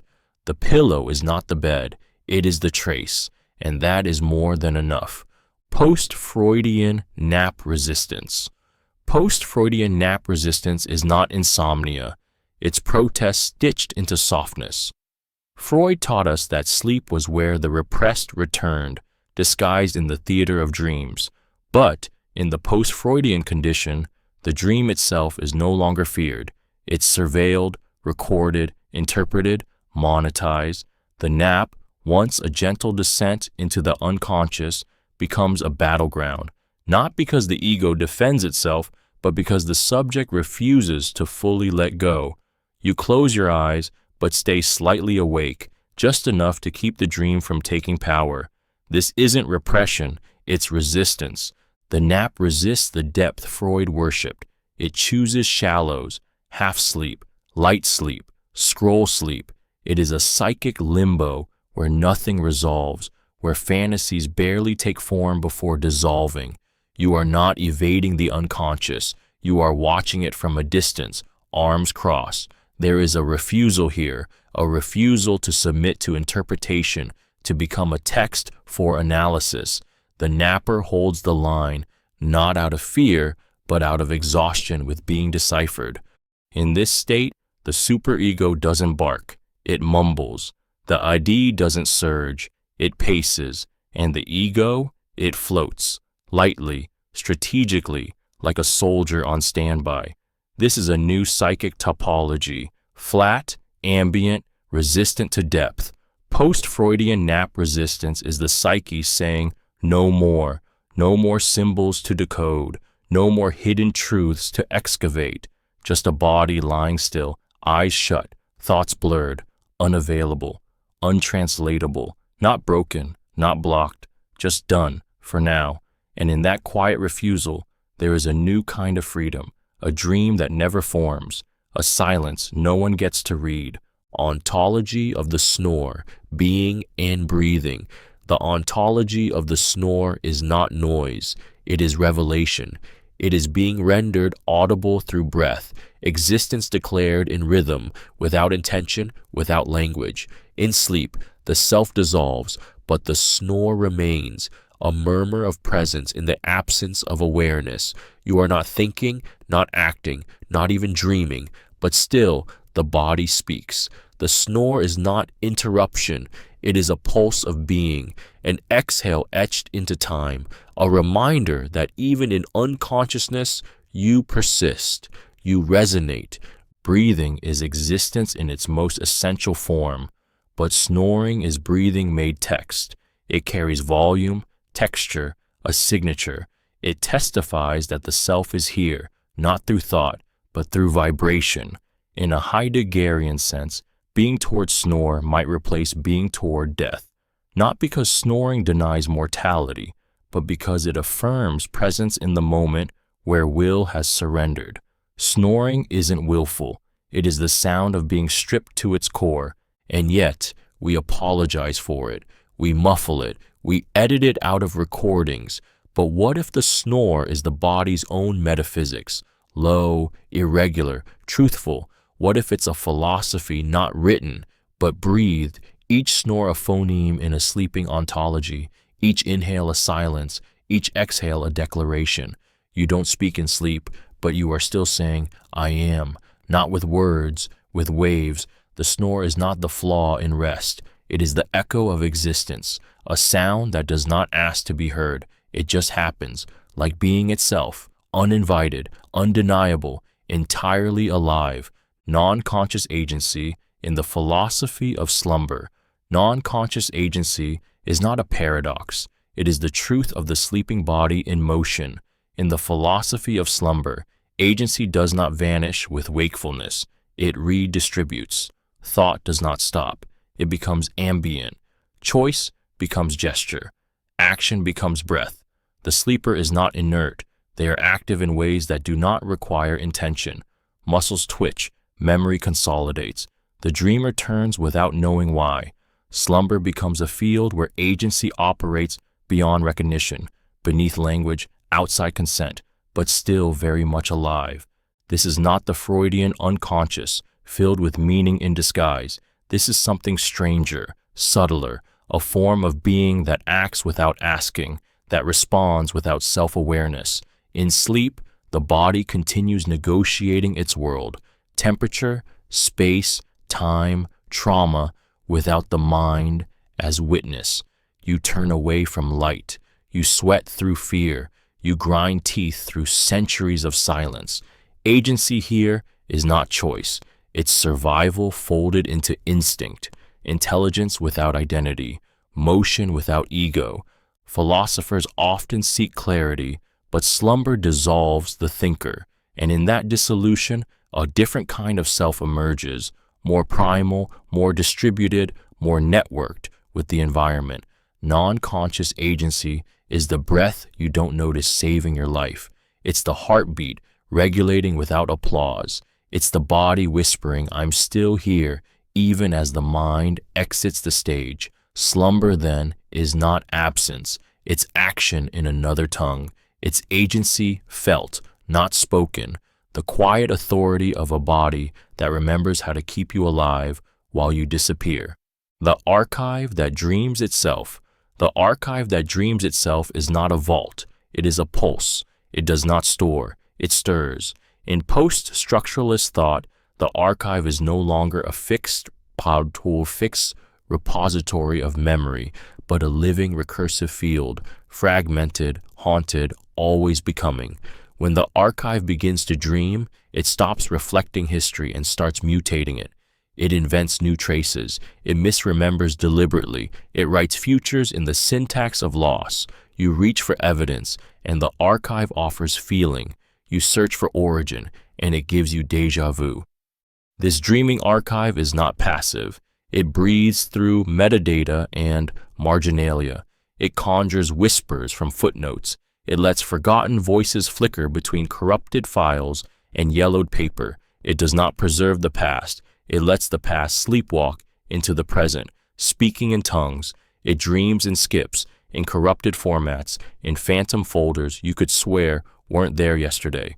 The dream is not illusion. It is surplus, overflow, the archive imagining itself differently every time you open it. Foucault told us archives produce regimes of truth. Derrida reminded us they are also sites of repression and desire. But here, the archive becomes subject, folding and unfolding itself in waves of unconscious arrangement. It is not what is remembered. It is what remembers you. You log on, open the drawer, click the file, and feel it. Something already awake, already dreaming you back into its folds. The archive does not wait to be read. It writes, in your absence, in your sleep, with traces that never needed a witness to exist. Post-structuralism as a method of falling asleep. Post-structuralism does not put you to sleep.